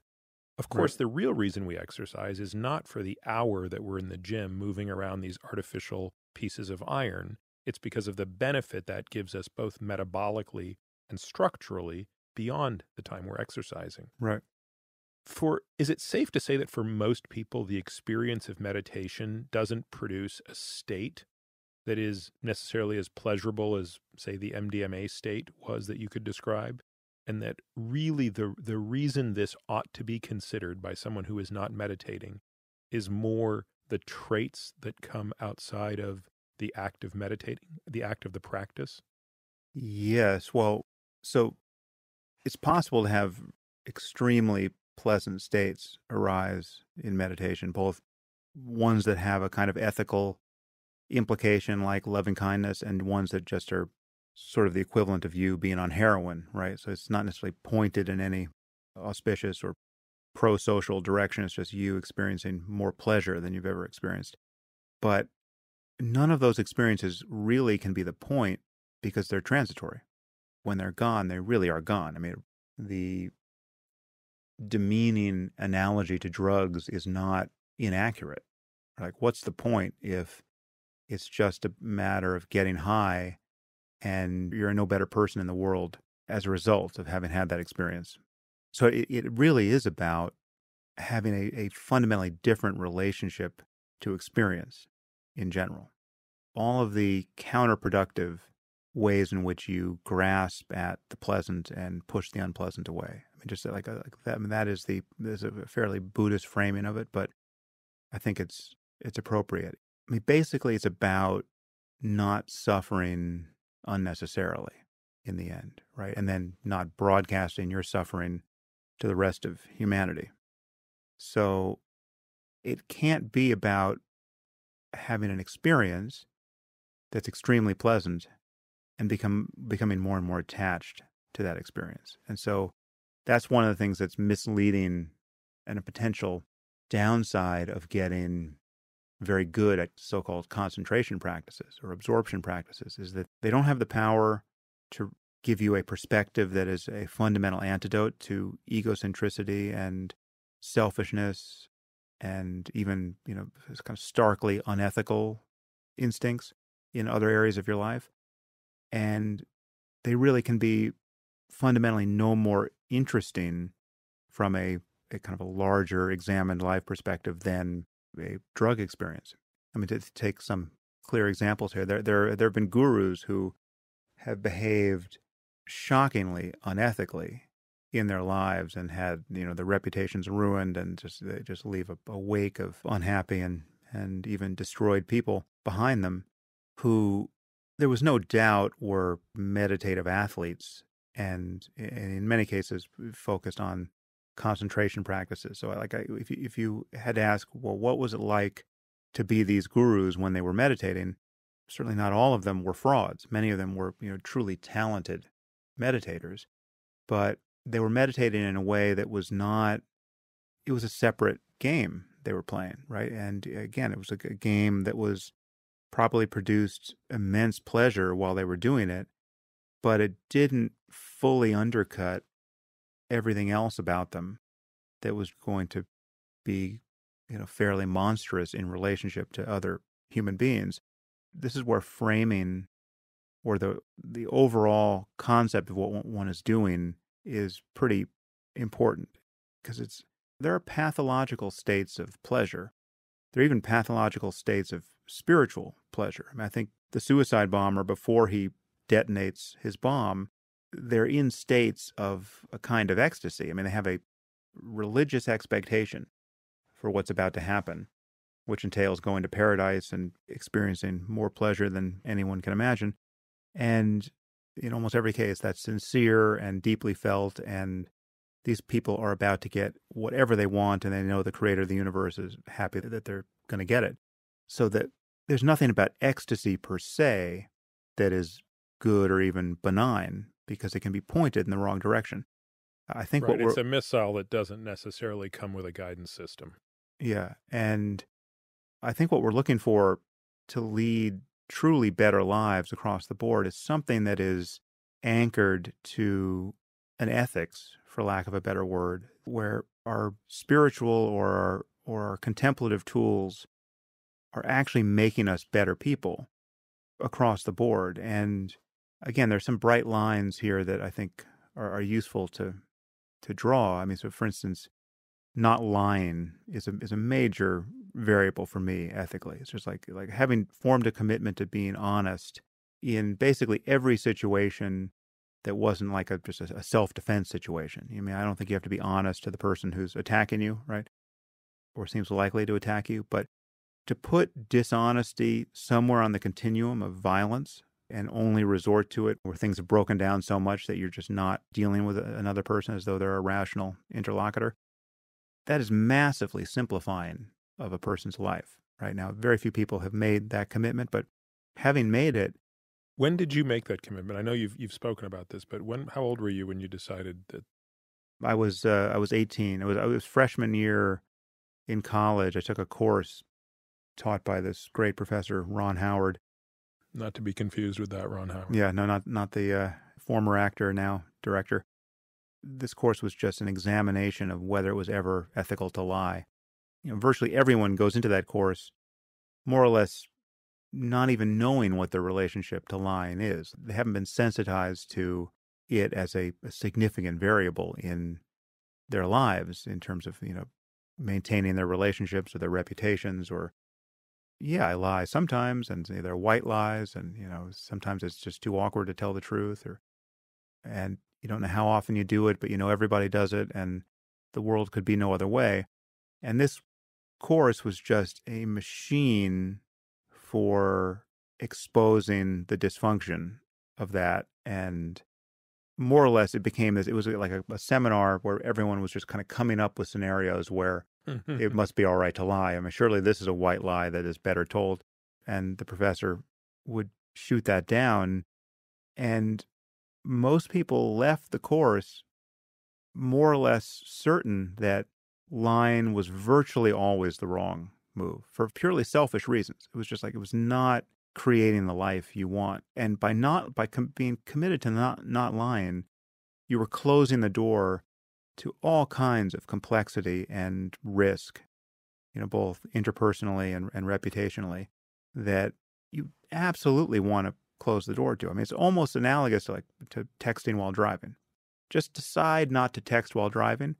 You will not care about all those texts. You don't have to worry about, well, I'll only text at intersections, right? Or if I'm stuck in traffic, but we're not going that fast or whatever. Yeah. I can assure you that you will never really regret the texts you'd sent later when you finally arrived at your destination? So how old were you when you met your wife, your now wife? 31. Okay, so you've had 13 years of this practice of not lying. Mm-hmm. And now you meet the woman you're ultimately going to marry, who presumably hasn't taken this course or made this commitment. At some point, does that become a discussion, which is, by the way, I'm going to be a little different than most guys that you've met in that, if you ask me if you look good in that dress and I don't think you do, I'm just going to say you don't. And Right. please don't interpret that as I'm an insensitive prick. I just don't want to go down that. Like, did you ever have that discussion that sort of prefaced, or maybe your wife's Yeah. the wrong example, but like, I mean, as Well, you're no, explaining this, I'm thinking about all of the lies I tell. no, it was sort of, you kind of stumble into it. I mean, you wind up training the people around you to know what they're going to get from you, right? And it's not necessarily explicit. It's just, in that case, yeah, I mean, it became very clear very quickly just what sort of importance I put on honesty. And, there are a few hiccups in many relationships, but the gain that people notice very, very quickly, which I don't think they would want to forfeit to smooth over any other possible awkwardness, is they know you're never going to lie to them, right? They know that you're being truthful. And so, like, when you have said, that you didn't like something in a spot where most other people would have just told some kind of white lie so as not to have to communicate that, then your praise means that much more. If you're a creative person who's often needs to get feedback from people, you immediately discover this. When I give a piece of writing to somebody and ask for feedback, who do I value more? The person who is just going to praise me because they think that's what I want to hear, and because they find it too awkward to deliver some bad news because they know I've spent a lot of time writing this thing?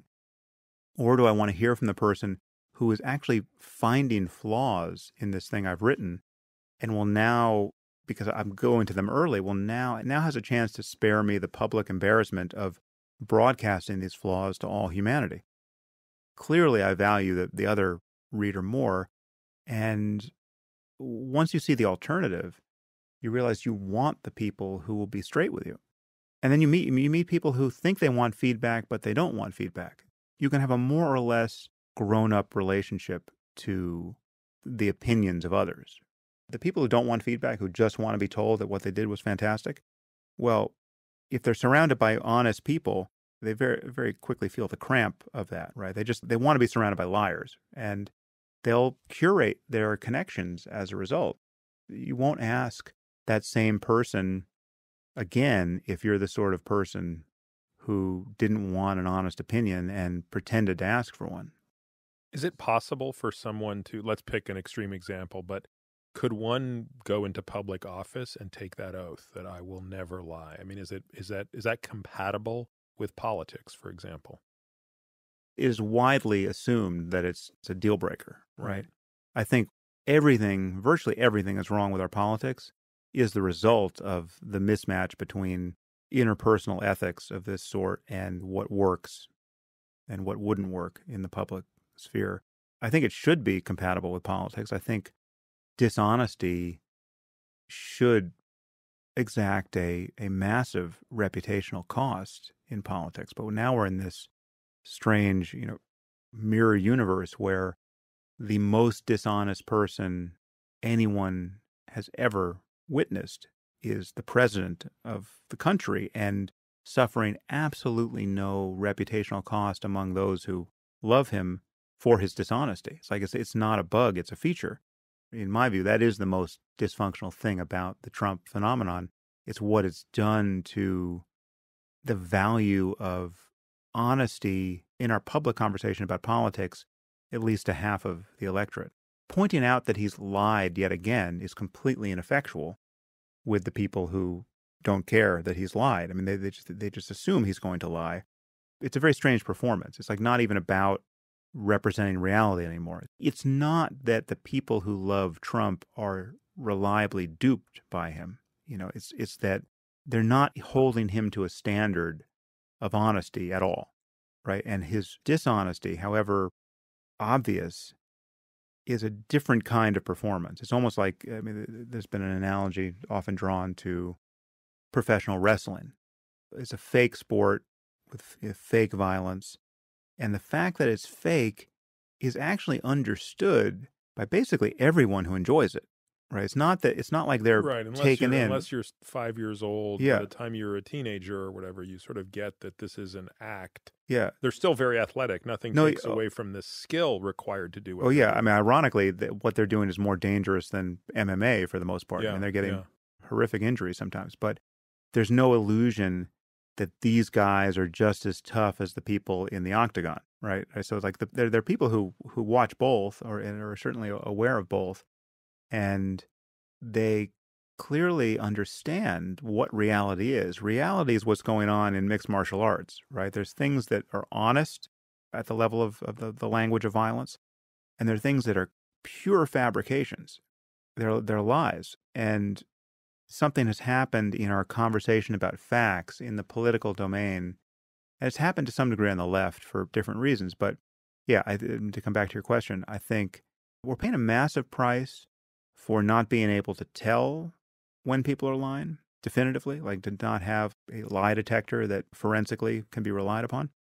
Analogous to, like DNA evidence, where you just know that someone's representing their state of knowledge erroneously. And we're paying a massive price for the fact that so many millions of people don't actually care that they're being lied to. To me, that's the bigger issue, right? I mean, I think politicians have always lied. I don't think that's what's new.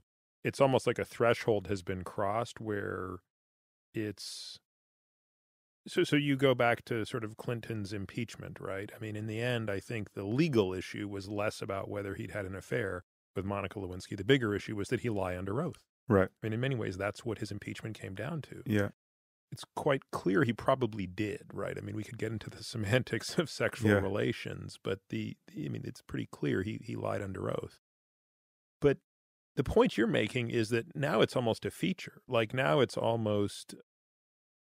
I think it's gone beyond it that it's accepted, and now it's almost like part of the theater. But I think that is a uniquely Trumpian phenomenon. I don't know that anyone else will be able to play it quite that way. I mean, it's a feature of politics that has been true in other countries forever. I mean, it is a feature of authoritarian politics.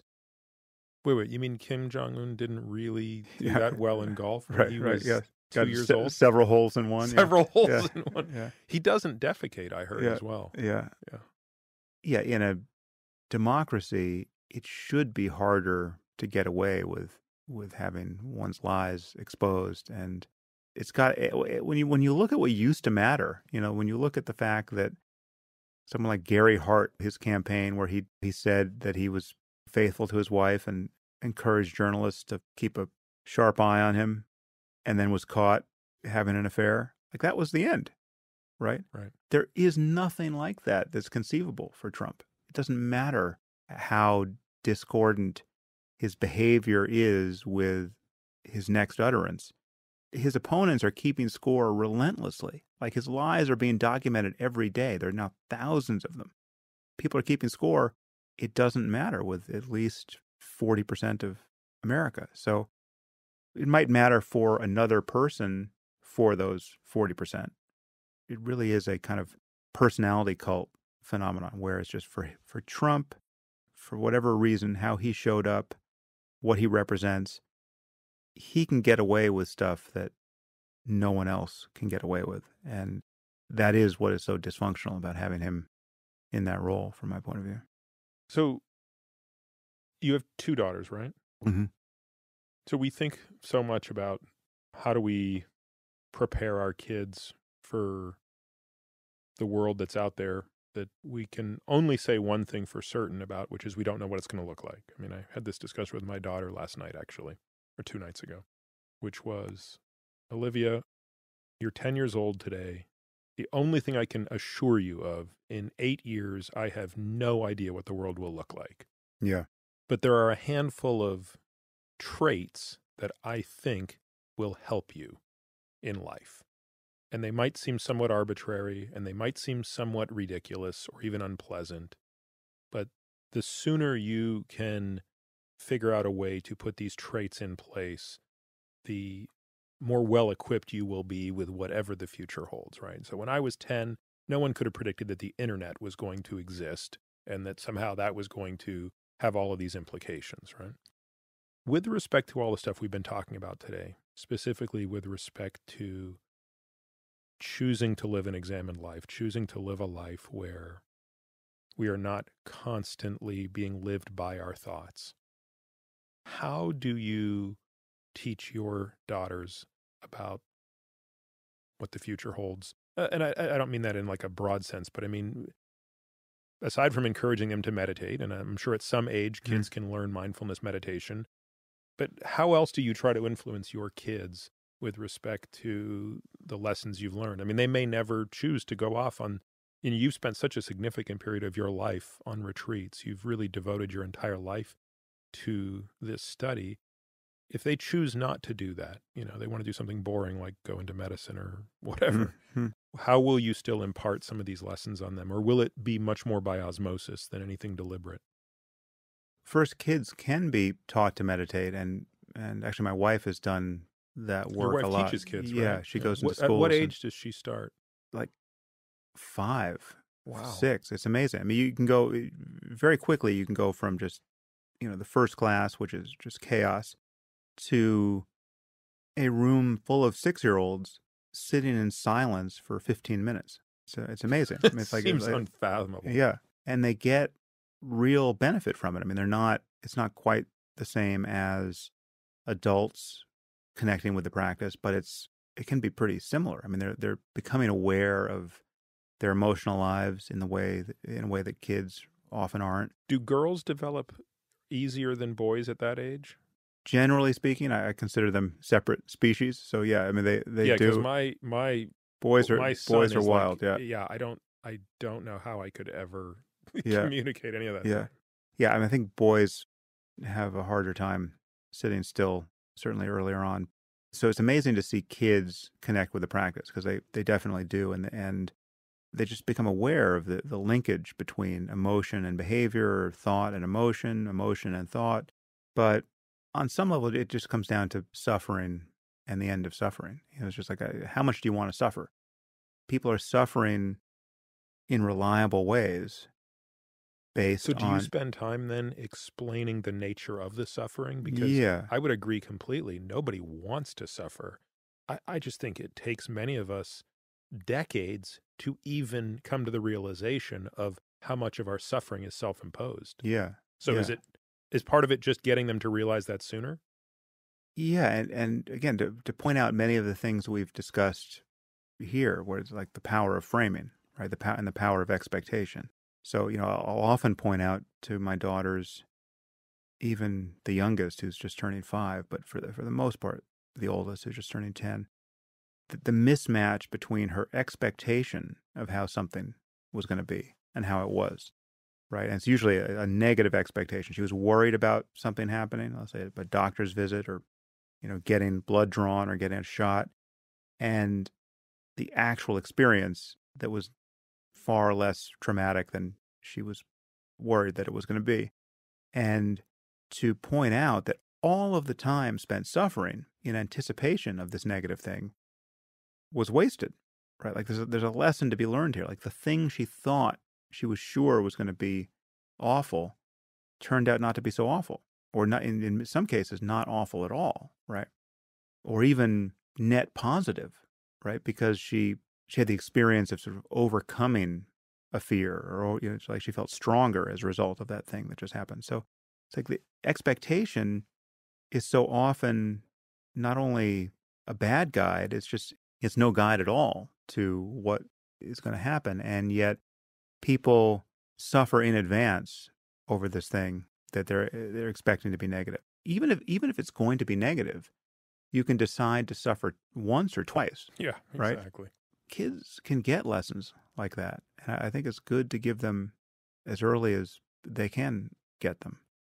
And a lot of it has to do with framing and just how one thinks about one's life. But mindfulness for a kid can be, at the first pass, just more awareness over what they're feeling and thinking. young kids can be sad and they don't know that they're sad, or angry and they don't know that they're angry. And just that level of awareness can be a major gain for a kid. And then that's something to build on. And then as they get older, then they can, I think certainly once they're young teenagers, can have a more or less grown-up relationship to observing what's going on in their minds. When I think about how much effort I put into worrying about whether my daughter is learning well enough the sort of standard metrics that we care about, math and science and English and sports and all those things, I feel like probably I'm not paying enough attention to those things as well, especially for someone who has spent so much time suffering inside his own mind. Like, I ought to know better, right? Like, yeah. There is no prison like the one between your ears. Yeah. And yet, when you frame it that way, boy, it makes me think I really need to start investing a little bit more time in that prep. I want to be mindful of your time, so I know we both have to get somewhere this evening. Are you writing a book at the moment? Are you working on anything? I'm the worst author a publisher can have at this point. I keep pushing back my deadline. I am supposed to be writing a book, but I'm so busy podcasting and doing other things that... What is the book about? Well, I have 2 books that I'm supposed to be writing. One is just a digest of podcast conversations, just because now I have... So sort of like what Tim did with Tools of Yeah, I'm not quite sure what the format will be, but something based on the podcast. It's probably going to be more like just updated transcripts of significant parts of the conversation. Mm-hmm. And then I have a book with a working title, Making Sense, which is it was going to be a kind of manifesto about intellectual honesty and how we have hard conversations about, all manner of topics, whether it's race or gender or the opposition between science and religion, or, many of the topics I touch on my podcast. We're paying a price for not being able to talk about the most consequential and taboo and dangerous and divisive things in a way that is conserving of good intentions and honesty and allows for compromise and allows for breakthroughs and changes of opinion. I mean, it's like all the norms around talking about these things are askew. You just can't have a conversation about the differences between men and women, say. Are men and women exactly the same? No, they're not. Okay, what do we do with down that path generates ire like you can't imagine. Yeah, and careers are lost over slight misstatements, right? And there are people who say things that were ill-considered that they then subsequently apologize for. They recognize that they're ill-considered. And yet the apology, however heartfelt, however abject, isn't sufficient to stop their career from being destroyed. You had an example of this recently on your podcast where you talked about she was a dean at Claire McKenna. What was the college? Claremont McKenna College, yeah. Well, actually, there's a more recent example, which is even kind of more amazing in its own way. So like Megyn Kelly's firing over her Halloween blackface comments, right? Well, so, she obviously couldn't hear how the phrase blackface would land with many people. It's easy to see that the way she spoke about it constituted a mistake. It's pretty obvious it was not an expression of racism on her part, right? She's not saying African Americans haven't suffered a massive inequality in the past, or she was just saying, if you're going to dress up like Diana Ross, why can't you put brown makeup on your face? I mean, essentially those weren't her words, but that was the sentiment. That's absolutely something we should be able to talk about. Yet she said the wrong thing and then clearly received a ton of pressure to apologize for it. Her apology, I don't know if you saw her apology, but her apology was, someone was joking on Twitter. I saw something on Twitter that said it was the closest thing you've ever seen to a hostage video, minus the newspaper. Right, yeah, it's like just you got to hold up the newspaper as proof of life. I didn't actually hear what she said or anything. Yeah, but it was by all signs, it was as full an apology as a person can muster. It was complete. If it didn't strike the right note for you, well then, you have superhuman expectations for what someone should be able to muster in a context like that. It did not seem insincere at all, right? At least to my eye. And yet still, This was a career-wrecking event, it seems. And so now we're in a situation where people are calling for the destruction of other people and celebrating the effects of that when these people actually do lose their shows or suffer some massive penalty. And yet, I think it's true to say that most people who were calling for her to be fired would recognize that, one, her initial statement was not actually conveying her own racism. It was conveying her obliviousness to the significance of this phrase for other people, but it was not conveying that she was somebody who wants to live in a society where there's a lack of political equality, right? I mean, there was zero evidence of that. I don't think anyone even alleges that that's her view of the world. But worse than that, once she recognizes the mistake she's made, no apology is sufficient, right? So do we really want to live in a world where you misspeak on a fraught topic and it is impossible to adequately apologize, right? You recognize that, you use the word retard, say, right? And then you get feedback that, wow, people really find that offensive. There are kids with mental disabilities, and if you knew what it was like to be a parent of a kid who was suffering this, you would recognize how offensive that term is. And like, why would you ever use that term on a podcast, right? Imagine it being impossible to apologize for that.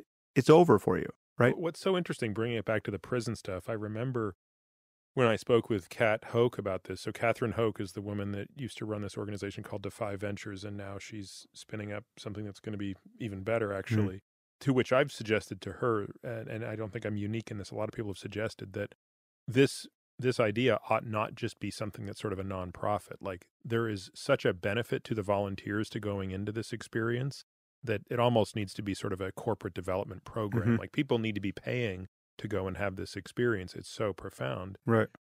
But it gets to this question of, like, can you be is there something for which you cannot be forgiven? Yeah. What is the crime? What is the sin? What is the moral defect for which there is no forgiveness? And I don't know if you're familiar with any of the stuff she's spoken about, but, at some point she had to make a decision about whether or not people who were sexual predators would be permitted into the program. So if you'd raped somebody, if you'd molested a child, and you're now serving whatever term in prison, could you be a part of this rehabilitative program? And in the end, she said yes. I mean, basically, it really comes down to the degree of which a person shows remorse and their willingness to change. Because the idea is, like, whether you choose to never forgive somebody, and whether it's Megyn Kelly or this rapist, it doesn't change the fact that something was said or something was done that is, in some cases, probably not really that ridiculous, and in some cases is really tragic. But you have two choices as a society, how you move forward from that. Yeah. And it seems we're definitely caught in the place of an inability to reconcile the good that can come from moving on, which means acknowledging mistakes that were made, acknowledging remorse, looking for ways to get better. I mean, we really don't seem to like that. That seems a bit too soft for people, or so. I don't know if soft is the right word, but there's something about that process that people don't like. Yeah, and in extreme cases, they're forced to accept it. I mean, when societies have just become completely riven by sectarian violence or political dysfunction of one kind or another, then you need things like truth and reconciliation commissions in places like South Africa or Rwanda, where it's then people who are guilty of objectively horrible things can get a pass essentially just by coming forward and telling the truth and apologizing. Yeah, I think I brought this up on my podcast not long ago. I was thinking about this very problem in terms of like an ethical event horizon. I mean, is there something so bad that you could do or say that no apology would be sufficient to pull your reputation back out of that singularity? It is a kind of unrecoverable moral error, and I don't think so. I think the physics of an appropriate, acceptable apology are that it be sincere and believable, And the measure of it being believable is that it has to be clear how you could have changed enough for it to be sincere. So for an apology to be accepted, you have to stand in relationship to that thing you did in the same place where the other people who are horrified by what you did stand. And they have to be able to see how it is that you have come to stand where they are now in order to accept your apology. So if that transformation isn't believable for some reason, if there's no path by which you could have had this epiphany that contextualizes your prior bad behavior, puts it in a box which you disavow, well, then it will seem insincere or opportunistic. You're a sociopath who's just trying to get out of prison and game the program, and those people exist. There's no question. An insincere apology for calculated reasons is, that's as old as we've been speaking to one another, and that will continue for as long as people can get away with it. So that's a genuine concern if you're talking about how to operationalize these kinds of insights. But I mean, the path out of that darkness has to be intelligible to people. And I think we'll stumble on this once we have breakthroughs in psychology and neuroscience that admit of real changes in people's emotional and ethical lives. I mean, so just to take the narrow case, if we ever understood psychopathy clearly enough that we could cure it, right? So you have someone who's from a very early age just torturing animals and showing zero empathy for other people, and they grow up into the scary adult that one would predict. And if we ever get to a place where there's a cure for that, well, then psychopathy will be viewed as a neurological condition. It won't be a moral problem. These are malfunctioning robots that need the new module.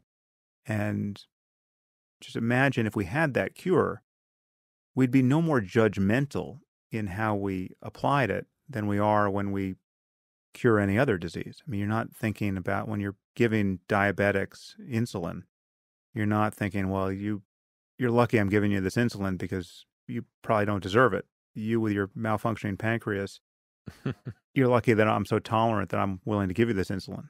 There's zero culpability in having a bad pancreas.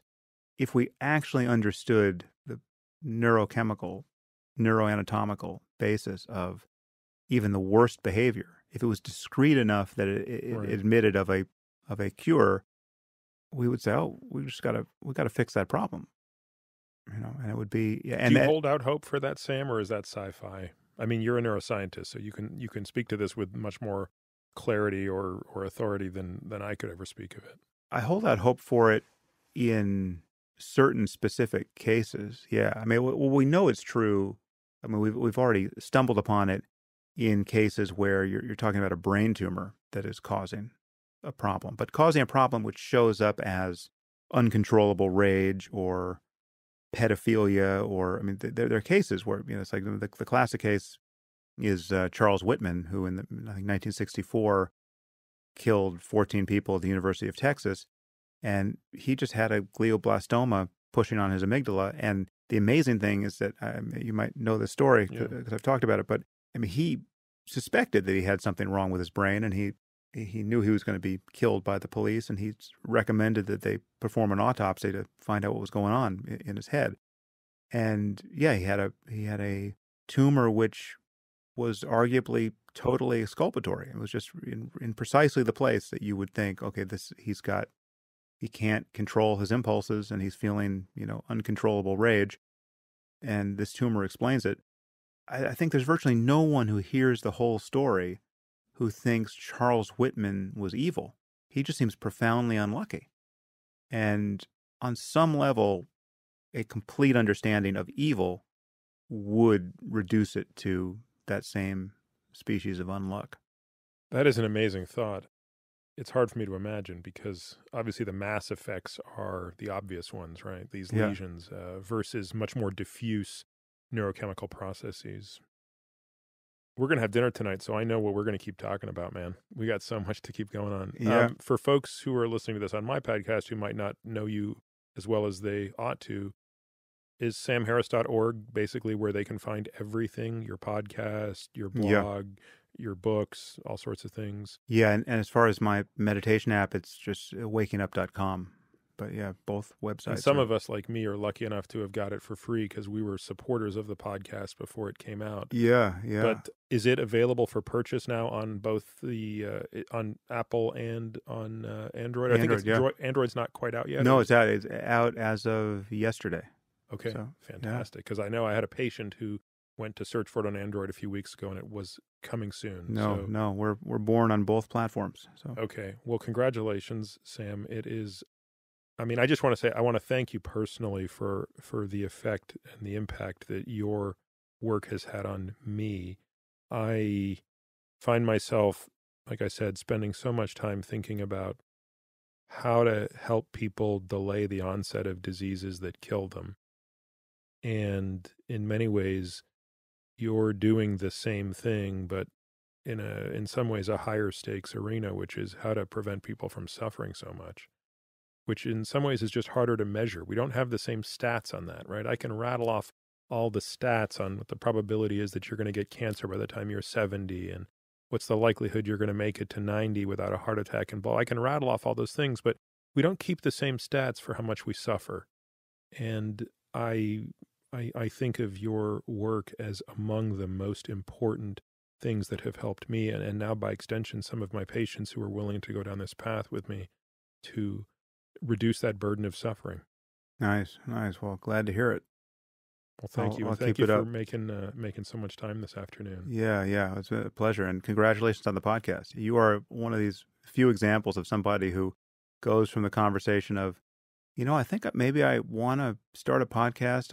Should I start a podcast? And then I turn around and 3 weeks later, you have this amazing podcast that is more professionally produced than mine and people love. So congratulations on that. You and your team deserve a lot of credit for that. I know I've said this before, but it's always worth repeating. I mean, I think that you and Tim were probably among the two most vocal, along with probably Patrick O'Shaughnessy, but I think you and Tim the most really, because I was just so intimidated by the work I saw you and Tim doing. I was like, well, there's no goddamn way I can do that. Like that's just above my pay grade. So I still think my podcast pales in comparison to yours and Tim's, but I am happy to be in the arena, and it has turned out to be much more enjoyable than I would have ever predicted. Yeah. And so I do regret having not done it 2 years sooner when you were harping on me and Tim was harping on me, but better late than never. And it's an honor to have you as a guest on my little budding podcast.